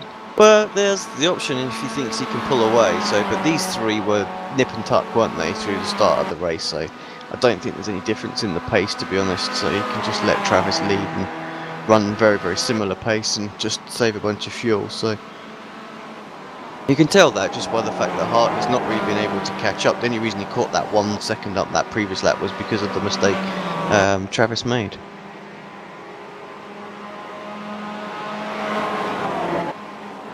Well, now and 5 minutes gone. Is that about right? It's got 22 minutes to go, so nearly an hour and 10. 22 minutes to go. Okay. So 1 hour and 9 minutes gone in the Ricmotech Sports Car Series here at Bathurst in Australia. Andrew Woodhouse along with Adam Bach and Alex Simpson for Apex Racing TV at 3:15 in the morning in the UK. And the race has been very interesting, I must admit. Well, even at this time, we're really into this race. It's a great series, the Ricmotech, and we love broadcasting it. Got a great battle for the lead in both categories at the moment. Yeah, whilst we look at this Mazda MX-5 battle, Vigus was quicker than Dam on that last lap, 2:22.7 to Dam's 2:22.9. Gap 2.7 seconds. Still 20 minutes to go for Vigus to get that down a little bit more. You can see Mike Dam, and that's motivation in itself, Alex, isn't it? As soon as you can see your prey as such, you end up being that bit more focused, that bit more aggressive out there. It just gives you the belief that you can just push it that little bit more, doesn't it? So and you build a nice little rhythm up, and yeah, they're very close at the minute. So last lap by 0.2 of a second quicker. So feeling good. Schwenke playing a little bit of chicken there, I think, with John Allen possibly. Of course, the slipstream is so important in the Mazda MX-5. You don't want to lose your drafting partner, something we often talk about in NASCAR racing. And yeah, Travis Schwenke just having a little look to the inside of the pit lane, deciding to stay out. Of course, he'll know exactly how much fuel he's got left in that car when he needs to come into the pits. It won't be long, I wouldn't think. Rob Hartley's the one where we think he might even be able to go as far as possibly another 7 or 8 minutes. Here comes 3 laps, maybe 4 laps at most. Yeah. Beta Junior. Oh no! Frankie's wide. Very nearly hit the Mustang there. Missed that, unfortunately. That's the 0-0 of Beta Junior just lapping them. He's had a bit of issues trying to get by the Mazda MX-5s today on a few occasions. I really thought Schwenke was going to turn in there. Ended his race and that of Raymond Bader. 2 seconds now for Hartley. It's getting closer and closer. Yeah, 2:23.1 on that last lap for Dam compared to Vigus, who did a 2:22.9. Fastest driver on the track again. Hartley's in a great position.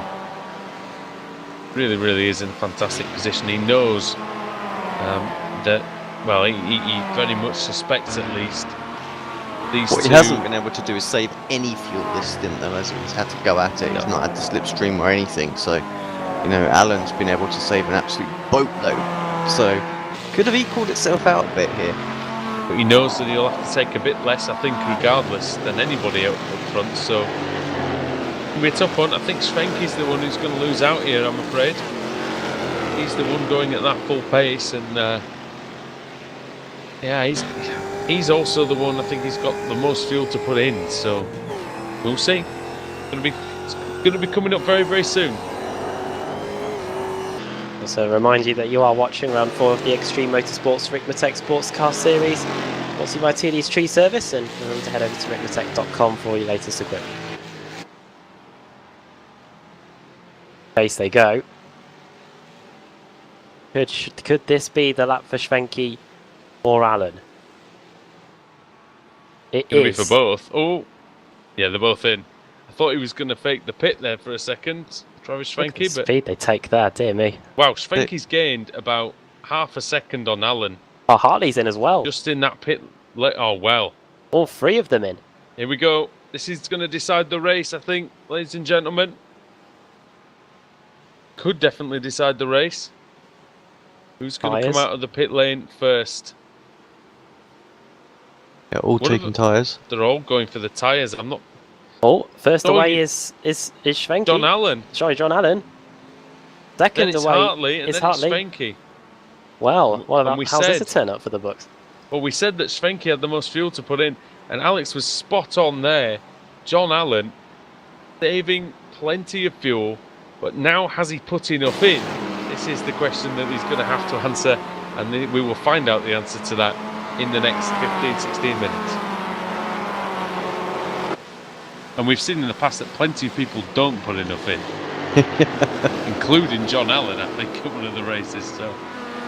And 14.5, Schwenke was 19.5, and for whatever reason it didn't record Hartley's pit stop. in the slogan to a popular Australian alcoholic beverage. Good call, Alex. Good call. Uru.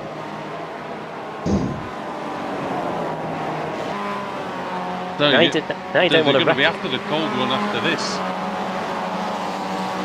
It's funny, but it's going to take a hell of a lot of effort to complete this 90 minutes of Bathurst. I wouldn't like to do an endurance race around here, I must admit. Well, it's an Not last very interesting long. race, I tell you, on that MX-5. Schwenke 1.5 seconds behind Hartley, who is 1.5 seconds behind John Allen, so extremely close there. I think it's... Oh, what's going Somebody's on? crashed. I heard it. It was there was an MX-5 into the wall. But who was it? I don't know who it is. Was it Raff? It wasn't Raff J. Still, oh dear me, John Allen was up against the wall there, going through Forest Who is Elbow. ahead of Allen? It is Edgar Sancinelli. I'm guessing that was who it was. He's pretty banged up a bit. We're gonna have a little Many look. laps down. Hartley getting a beautiful slipstream off of, I think it's Rathji then, is it? Lying down Conrad Straight then. These guys doing a really good job, by the way, of getting out of the way of the leaders and not making it difficult for these guys at the front. Baguette getting close to those guys as well in his Ford Mustang. Heavily damaged as well, a little bit on the front right. Clint Vigus only trails Mike down by 2.2 seconds now. I'll tell you what though, Alex, Mike down he's Vigus, hasn't he? What Vigus normally does. Yeah, absolutely wide for Allen, and that's it. Front two, 0.3 of a second apart. So this is going to be a battle to the end. Can Hartley Schwenke get back into it? He's tucked up behind all of this traffic, unfortunately. He really Oh, look at how wide that was. Schwenke And the- doesn't and care same now. for He's Schwenke, going yeah. even wider. Using any means to try and get as much advantage as he can, but Well, here I comes don't Hartley think for the lead. I don't think these guys care about the white lines as Hartley is coming through. Well, here comes the Mustang. Oh, hello. Keeping well out of the way, in fairness. About. Hartley takes sliding the car into the corner. Turn 2. Allen's not giving up though. He's right with him. He might try and get through here. Or is he? Is he just going to save more fuel again? Well, he doesn't need to save now, does he? Unless he's short fueled, of course. But I'm saying. Why he wasn't even looking up the inside, I've absolutely no idea. Well, the pit stops were 14.5 for Hartley, 14.5 as well for John Allen, so they've gone for the short fuel compared to the 19.5 done by Travis Schwenke. We know Schwenke's going to have enough, or at least we're very nearly almost certain that Schwenke's going to have enough with that sort of pit stop time. I think if anyone is going to be short fueled, it's probably going to be Allen, probably because Hartley is close. Probably because Hartley had that super long first run. Guys, the gap at the front is coming down ridiculous rate of knots here. 1.5 What's going now. on? Mike Dam. Oh, he's being held up by 2 MX-5s right This now. is this battle that we've been watching. Yeah. Tell you what, it's Coming right up to it now. shades of Daytona again, isn't it? The two classes coming together at exactly the same time. Yeah, and and Clint Vigus is loving this. My He's going to be able to get them, you would think, on the straights. He's just got past Schwenke there, the Mike Dam, our leader. Now he's coming up to now they're fighting now again. Hartley and Allen. What's he going to do here? What's he going to do, Mike Dam? Oh, heck, he's just scything into it, Vigus. There he is. He's arrived. Oh, wow. Oh, my goodness. Hartley going He off. might get the lead into Murray's here.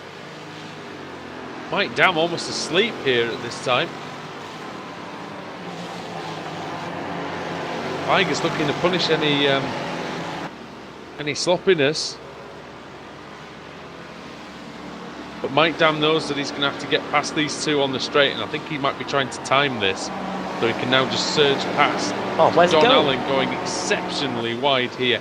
Obviously excited for the rallycross content coming to iRacing later on in the year. 12 minutes to go. And that's put a massive gap between, I say massive in the context of this race. Oh, he's setting him a dummy. He's looking, it's Vigus. He's looking, it's Vigus. He's going, it's Vigus up the inside. Carried in so much speed there. Do it. Yeah, he just did not have quite enough, did he? But there is quite a large gap now between Rob Hartley and John Allen. What can Clint Vigus do about Mike Dam? It's going to be a fascinating conclusion. Here on Apex Racing TV, we've got 11.5 minutes to go. Hey, well, it's going to take a brave man to get an overtake done on the mountain section, that's for sure. Maybe a stupid man to do that. Not a wise man. I certainly wouldn't try it. Yeah, you can end both races very, very quickly if you get it wrong.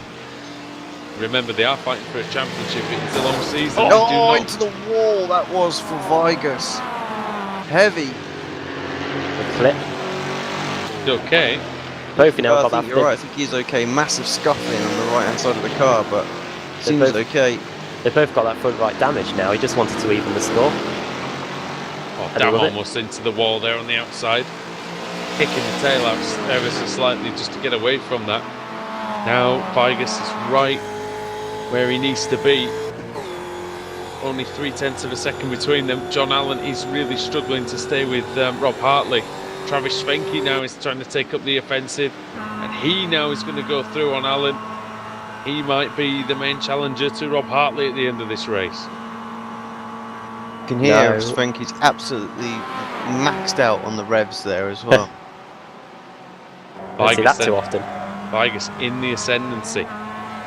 Mike Dam, we've not seen many times. Oh, Vigus has lost it! My God. Vigus has lost it! Oh, he's God. into Mike Dam! Flew over the curb there, he lost control under braking into Murray's Bend. Hammered into Mike Dam, and it looks like he's gone. Car's broken. Yeah, Vigus is crabbing. And can Mike Dam even go round? Can they even continue? I might echo Murray Walker here and say Mike Dam only has to keep going to win this race. But can he keep going? But can he keep going? That's what he's trying to establish. Taking the car from about. side to side. I think something might be amiss, but yeah. May well have got away with it. I think Alex. Well, Vigus definitely has it. Vigus's car might have just hit him a bit high up, maybe, and maybe missed the wheels. Yeah, let's have a little look at it back again on replay. Just didn't want to snap away too early. Vigus is nearly in the wall. Have a look. Vigus, the man from Michigan. Like a pure case of I just caught the grass, didn't he? I caught the grass. Oh, Allen and Schwenke have crashed. Oh, into goodness each other. at the cutting. I think trying to avoid Vigus and that sort of crazy machine that's playing around the circuit at ungainly angles. And well, it's going to put the cat amongst the pigeons now, because actually, Alex Schwenke is now ahead of Alan, and Vigus is in serious trouble. Yeah, dropping back really, really quickly. So I think Stephen Thomas could get second place here. How far is he More away? laps. There's 8 minutes and 20 to go. So what are we looking at? 13 Three, seconds. maybe 4 laps. So, I think Mike Dam is okay. The 4 laps around here seems like an eternity sometimes. Tell you what, John Allen's perilously close to that wall going on the exit of the dipper going into Forest Elbow. Vigus is losing 6, 7, 8 seconds a lap here. all over the shot, isn't he? Really struggling. Can't come in either, because it's just going to make it worse. Yep. It's not like he's got another... If he had another hour left, Alex, I'm pretty sure he would come in and try and fix that, but he doesn't, so he won't. He can still get a podium here, quite, if he can keep the car going. So there's enough of a gap, I think, to Tyler Shiflett that he'll be able to hold on to it. And I suppose as he realises what he's got underneath him, he will get better at driving that car, won't he? Yeah, exactly. And its strange handling nature, he will be able to... he will be able to sort of get better at that. Where is Stephen Thomas? Stephen Thomas is about 15 seconds behind Clint Vigus at the moment. Yeah, he's just closed it in to 11, I think, just for that final sector. Sorry, okay. So, yeah, he's closed it 2 seconds in just one sector, so he's coming. Vigus is coming as well, but sideways. Jeff Jacobs into the pits again. Hartley, third Spanky's time. closing. Spanky's closing on Hartley now. Now Vigus in the is gonna slipstream. Vigus is going to get involved in this potentially as well.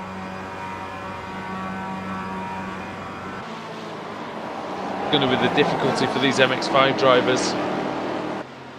Spanky going a little wider, but he does keep his momentum going.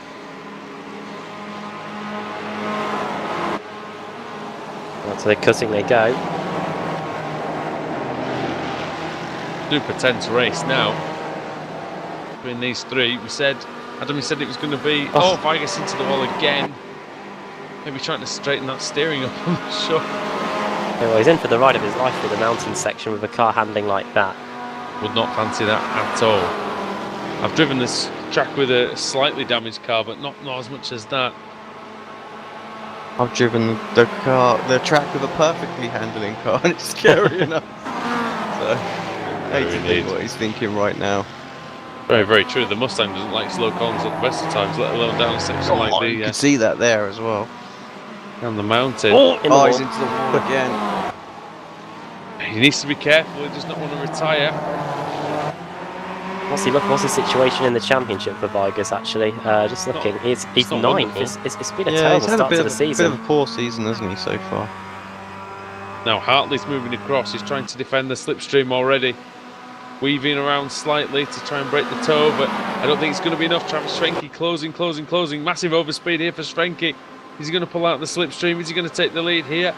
Not into the chase at least. But I wonder if he's just now waiting and biding his time. Mike Griffith also into the pits for a third time. So quite a few drivers missing the calculation on the pits, on the fuel, sorry. Griffith will be sick of the sight of the pit lane for this one. Dash for him. 3 drivers then, fighting over this one race victory here in Australia. And you can see Stephen Thomas in the background, which is not a great sight for Clint Vigus. 6 seconds it caught up as well, that lap. So he's struggling to keep up with the MX-5s, to be honest. So I think this lap Thomas will be on him. Yeah, the gap's down to 4 now. 2 laps to go. Schwenke's not even going to try it, look. 4 minutes to go. I think we might get 2 more laps after this one, I think. Schwenke's just cruising in behind Hartley, Alex. He's not even... Not the time, is it, to overtake? He knows, I think, these guys are all so closely matched. They were so close at the start of the race as well. No one could break away at all. Few people tried.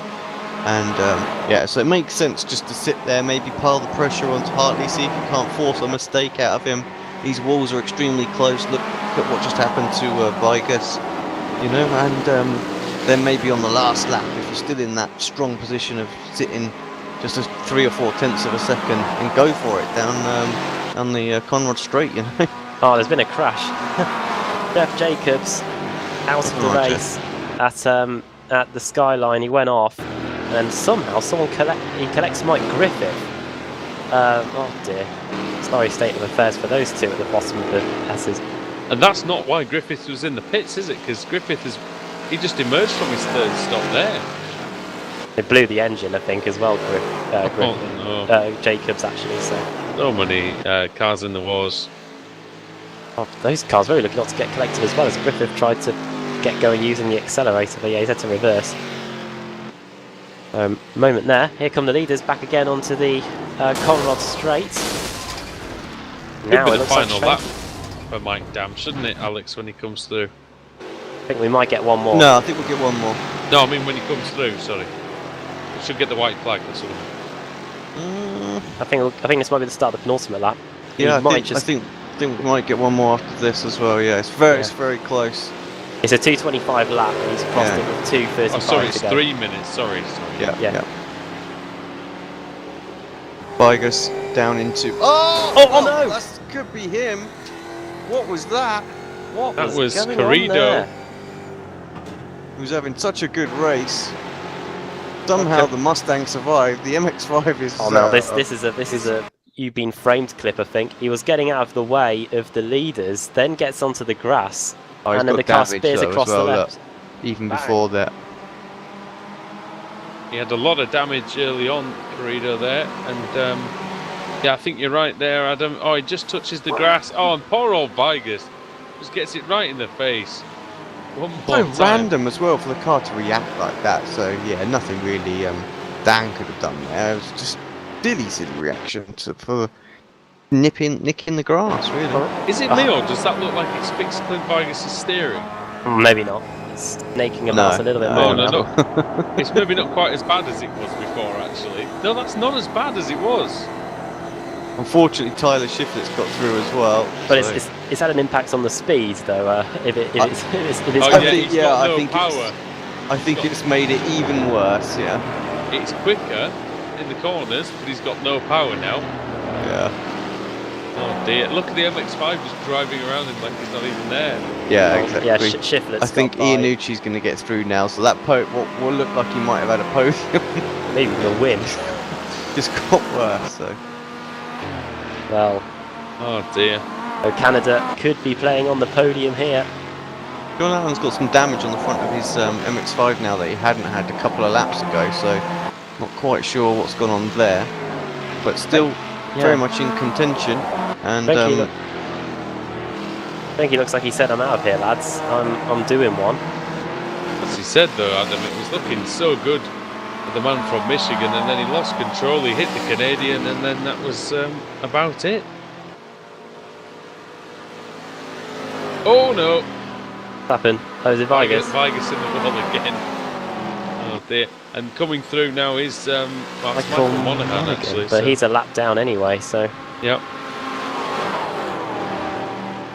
Right then, final lap. It's going to be for the MX-5s, I think. They'll get one more lap after this one, I think. Yep. Yeah, Dan made it through. So. There we go. Oh, who was that? Lost it in the background. Griffith. That was Griffith into the pits. Oh no, it wasn't. It was someone else I saw in the pits. It's Brian Holmes that's come into the pits for a third time. He's already been Griffith's spinning on the on turn 1. He's already been in the wars. Iannucci's just got past Vigus, by the way. And I think Vigus has got to come in. Is that going to be a meatball forcing him in? Frank into the lead, by the way, as well. Someone just spun. I don't know who it was. Can't work out who it was. It was on the exit of the first corner. It was Mike Griffith. Yeah, Mike Griffith spun. Oh dear. Just to compound the misery, really. Oh, Mike. Where are the MX-5s then? Vigus into the pits as well. Couldn't get it round. That'll be the meatball, won't it? Surely. Yeah, it must be. Right, look at this situation then for the win. Race. we've got the Mustang of Tyler Schiffler then in the mix. He's just negotiated the 3 leaders in the MX-5s. And Rob Hartley's just got past his teammate there. Ryan Holmes has come up the mountain straight for the final time. Let's see then. Benke, Allen and Hartley. Mike Dam's going to win this race very, very shortly as well. We may as well cut to Mike Dam and watch him negotiating the final part of the lap. I think Mike deserved it as well. A great second stint from him, you know. Really was able to close that gap down with the slightly heavier car and the fresher tyres, so that's what made his race. Mike Dam trying to kick-start his season here, 7th in the championship going into this race meeting. But with many of the cars in front falling by the wayside. Oh no, it's Mike Griffith in the wall again, dear me. With who we got out of the race with David Jakes falling by the wayside. We had Mike Dam is into the final corner, Adam. Sorry to cut you off on there. On a replay, yeah, that's why. There you go. Yeah, it's Mike Dam going through, and he wins here at the Ricmotech Sports Car Series at Bathurst. And now we turn our attention, Adam, very, very rightly to the MX-5s. It's very close here. Here comes Hartley. Oh, that's almost contact there. But Schwenke back up the inside into the chicane. Over the curbs. Hard over the curbs.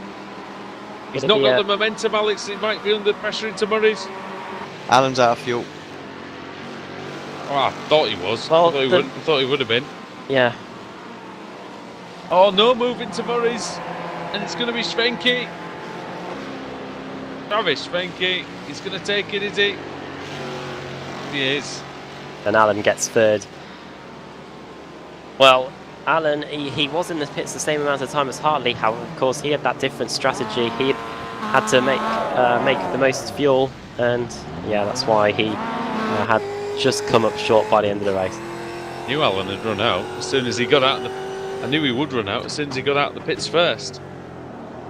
Didn't seem like he would have had enough, and he timed it pretty decent, you know. It was close. But no cigar there. And here comes Clint Vigus, come through and take so at position. Least he was allowed back out of the pits. Dear, 8th position. And that doesn't do his championship any real amount of good, does it? Or down in 9th, like you said. Well, at least he got a finish because he's been struggling with those, you know. So I think that's everybody through, guys. Waiting for Raymond Bader Jr., I think. He's just coming into the final corner now to take what will be 9. Let's see then, Bader up the line, fairly decent looking Ford there. And, yeah, he comes through for P9. So I think all the Mazdas finished. All the Mazdas finished, didn't they? Because there weren't many of them left. Scott Brooks, Canadian, coming across the line there to take 14th. And I think the last car we're waiting for, I think we're actually, no, we're waiting for actually about 3, I think. Peyton, McFarlane and Burgett. David Peyton, who's got someone behind him actually. Who's that? That is McFarlane. Peyton cruising, really. I think Peyton's out of fuel. He is out of fuel. Will McFarlane be his knight in shining armour, though? Well, they're not on the same lap, so I mean, he might be able to help him out here if he wants. Burgett's just crossed the line, so these are the last 2. I don't think McFarlane wants to push him over the line unless he needs it. I don't think he'll need it. I think he'll get there. David Peyton running across, and you know, that's 4th position in the end for Peyton. That's not bad considering. Oh, he started 40th though, didn't he? So that explains why he was so far down in the first place. Right then. So running through the finishing order then from round 4 of the Extreme Motorsports Ricmotech Sports Car Series, brought to you by TD's Tree Service. Mike Dam takes the win. And the Canadian National Anthem will be playing loud on the podium tonight. Stephen Thomas finishing in 2nd, 3rd for Tyler Schiffler, then Pasquale Iannucci in 4th, Leon Wright rounding out the top 5, then 6th for Russell Ruddock, 7th for Brandon Whitworth, 8th place for Clint Vigus. After starting on the pole, it looked like that he performed the masterstroke in terms of the strategy, was closing up to Mike Dam, and then it all kicked off going into Murray's Bend at the end of the lap. Raymond Bader Jr., the last car on the lead lap, in 9th, then Michael Ruddock in 10th, Mike Griffith in 11th, where it was all going all sorts of wrong. for him during the race. Michael Monaghan in 12th, 13th for Matthew Katila, Scott Brooks in 14th, and then Travis Fenke takes the win in the MX5s for Ohio. Second for Rob Hartley. That was very close at the end for those. John Allen in third, running out of fuel just at the end. And then David Payton, the Canadian, in fourth. Fifth for Brian Holmes. Sixth for Tom Rathjay. Seventh for Andre Saunders. Then eighth for Tyler McFarlane. And then Jeff Jacobs in his Mustang, 23rd overall. Then Dan Carrido, 9th for the MX5s. 10th Chris Torman. 11th Edgar Sancinelli. And then all the cars that really failed to finish. Robert Brist, Michael Burgett, Mikey Grems, the championship leader, really getting bit by the mountain here today. Then Mike Taylor, Lauren Bateman, Kip Stevens, David Jakes, Scott Kennedy, Kevin Ford also out early on. That huge crash on the front straight. Michael Key, Richard Losper, Geordie Fike also out, and Ash Beard, the first of the retirements, with Carl Dronke and Dave Fitzgerald both failing to take the start. Real race of attrition here today. The Extreme Motorsports Ricmotech Sports Car Series. Alex, do we have any drivers? Do we have any victims for this one? I know we haven't. I know we don't have a lot of time left. Yep, Mike Dam is available for an interview. Right Hey guys, how then, you doing? Mike, yeah, good seeing the commentary box there. Great victory in the end, but it must have been a scary moment not too far from the end of the race when you unexpectedly took a Ford Mustang to the face. Yeah, that was a close one. Clint, I ran into some lap traffic on that one lap there, so I didn't really want to mess up the leaders, so I waited till the back straight. By then, Clint was on me, and yeah, he caught the grass with his rear wheel under braking, so nothing you can do about that. Good thing I saw it in time and I swerved left a bit, so I didn't get much damage, but Clint unfortunately did. It's always difficult when you come up across that situation in a multi-class race, and we've seen it many times here on Apex Racing TV. That's it's just part and parcel of this series, and especially with seems to be that the leaders of each class are always sort of evenly matched towards the end. Yeah, we always seem to meet on the last couple of laps there, so but yeah, I wouldn't have gained any time if I tried to pass in the coming down the hill, so it's best. They're pretty fast through there. You learn that through the laps you do, so I just tucked in behind, hopefully gave them the room they needed, and yeah, worked out good. Adam, is there anything for Mike there? Oh, Mike, next week in the Ricmotech Sports Car Series, we had two, as he tries to find the schedule quickly, we had two. Oh, this is slick. Hang on. Not slicker than normal, is it? No, slicker than normal. Is it? I usually... Not Suzuka. At least you've not got it wrong. At least I've not been telling people to go to the wrong track, especially on the other side of the world. We go to next. We go to Watkins Glen. That's So good. So that's probably a circuit you're familiar with. Yeah. Most people, I guess, would probably be really familiar with that track. Yeah, that's a great track to race on. It's always really tight racing, so the draft is really effective there. So it's almost impossible to break out of it.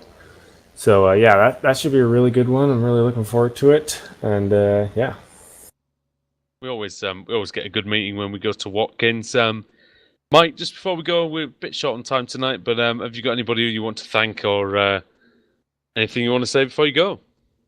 Yeah, I want to thank all the drivers who make this series what it is. They just did a phenomenal job tonight, keeping it clean and making it to the end of the race. So I want to thank all our sponsors and also Kevin and Jeff for putting it together. They put a lot of time into this. So yeah, thanks to you guys for putting this awesome broadcast together. Very much, Mike, and yeah, we'll see you at the next one. Yeah, have a good one.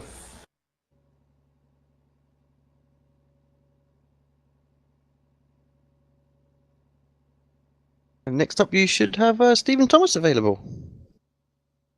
Stephen Thomas joins us in in the commentary box. Second position.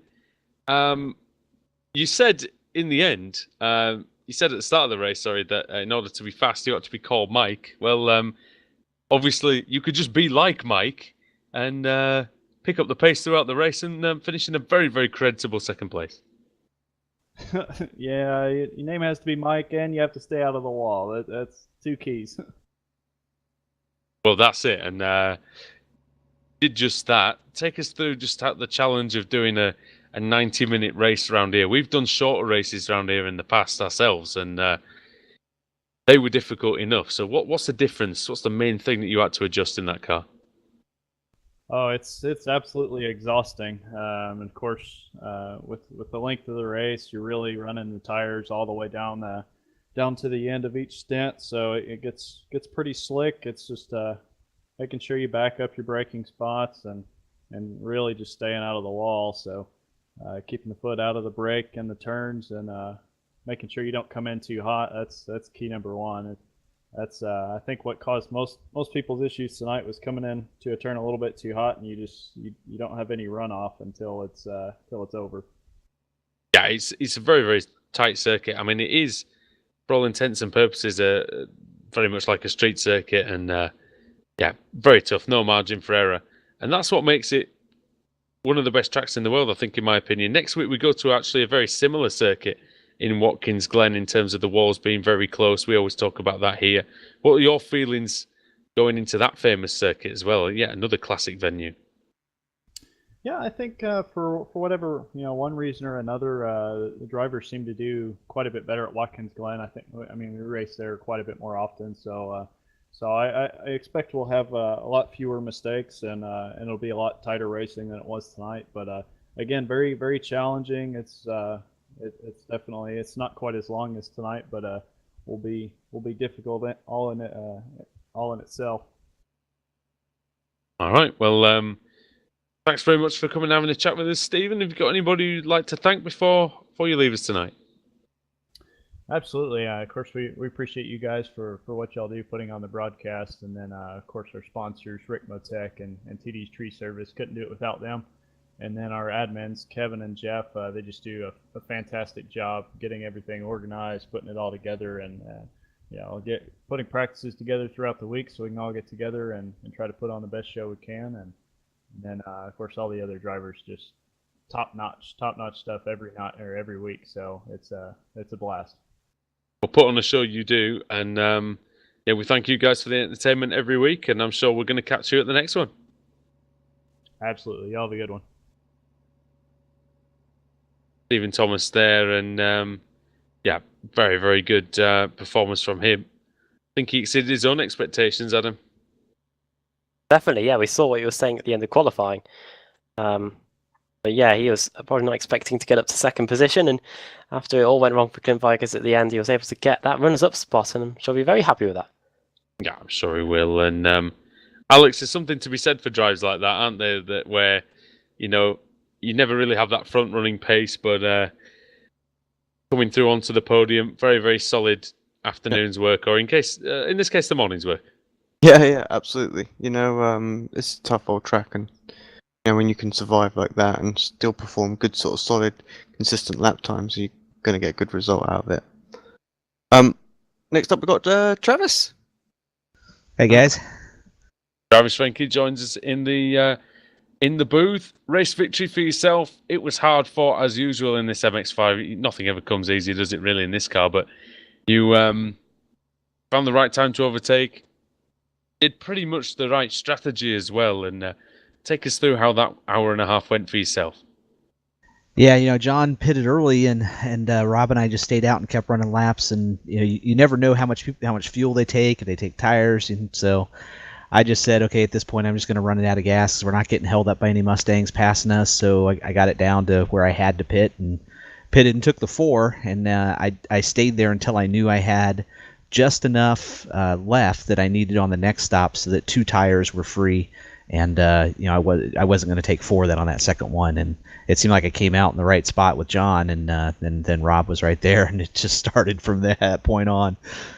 It was certainly one of the most interesting strategic battles that we've had. I think we mentioned it last night when we were covering the covering one of the other races that we did, where we said that the longer race just opens up a heck of a lot more options, and the drivers can be a little bit more creative, and that's what you guys did out there tonight. Yeah, exactly. I kind of had two strategies set beforehand. I was either going to take 4 tires both times or take 4 and 2, and I went with the 4 and 2 just based on the way the race was playing out. Of course, tires very important around this circuit, but of course in the Mazda it just takes a heck of a lot of time to put them on, and the more you can get away with that, the better. How tense was it in that last pit stop sequence when you all came in together, and I guess you didn't really know what was going to happen? Yeah, I had to make sure I was patient and not pull out. I saw them go, and I'm like, okay, I just have to wait because I know I need the fuel. It's running in front a lot. John had a little bit of damage, so we were trying to play a little game to see if we could pull away from Rob, and so it was definitely wait and see if make sure I had enough fuel. Otherwise, it would have been trouble. And in the end, it worked out just about perfectly. John Allen ran out with about 3 corners to go, and you just had enough for Rob Hartley. Moving on to Watkins Glen then next week, and that's a track that we all love. And what do you think of it?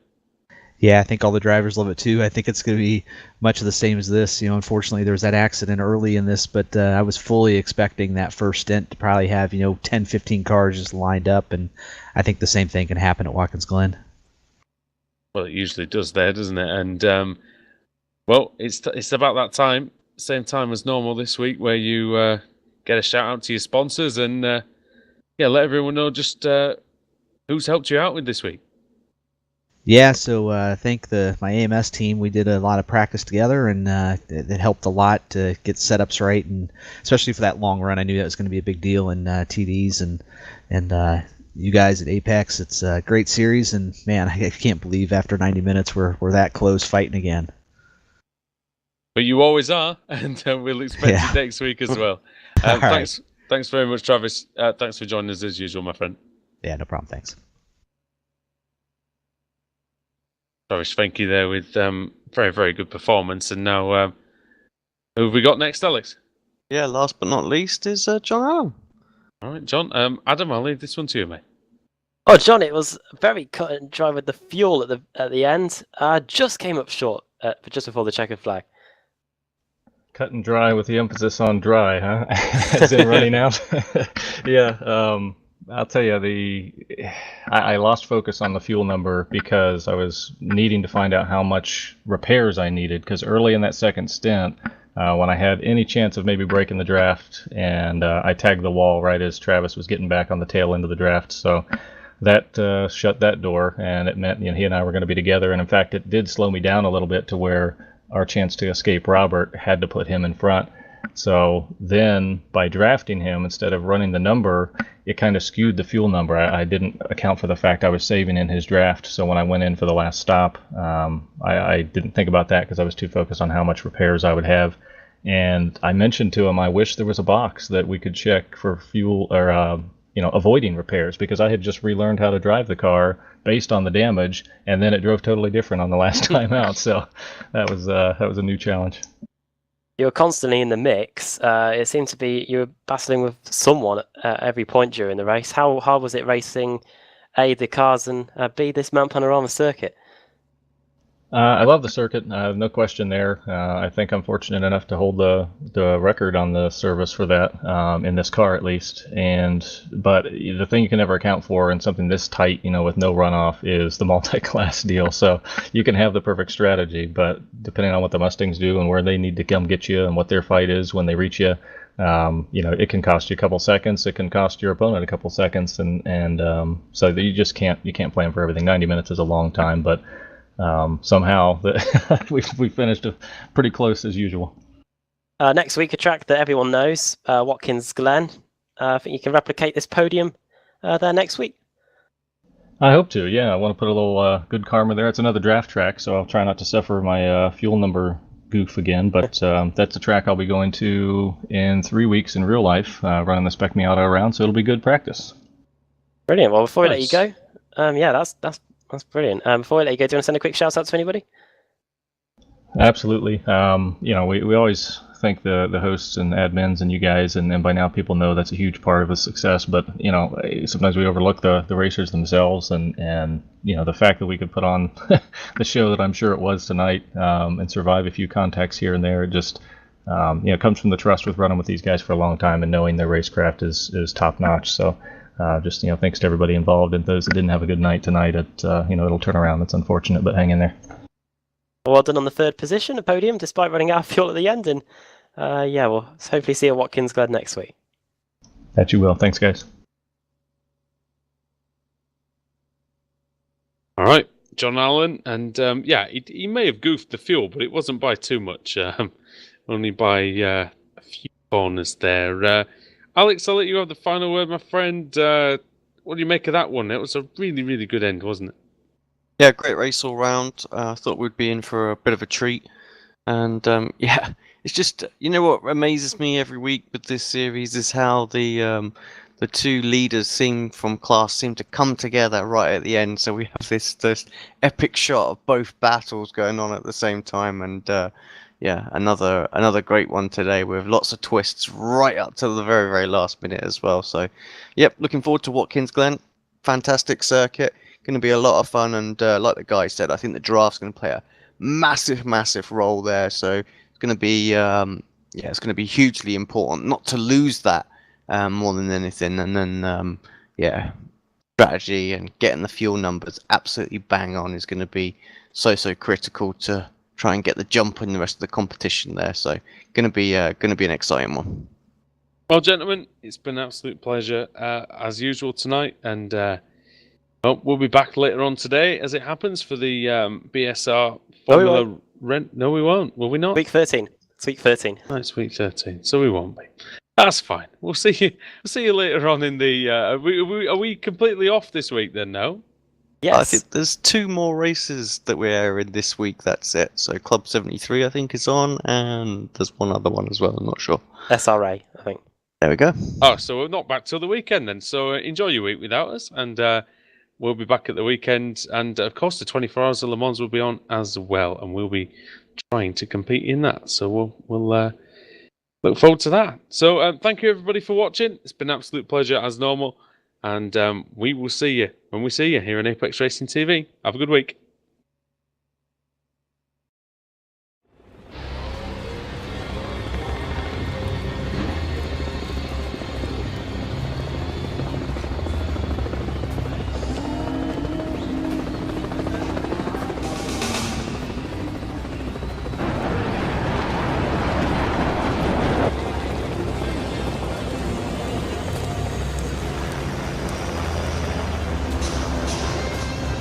Focus, determination, passion, stamina, and the will to win. The end result, the Ricmotech Sports Car Series.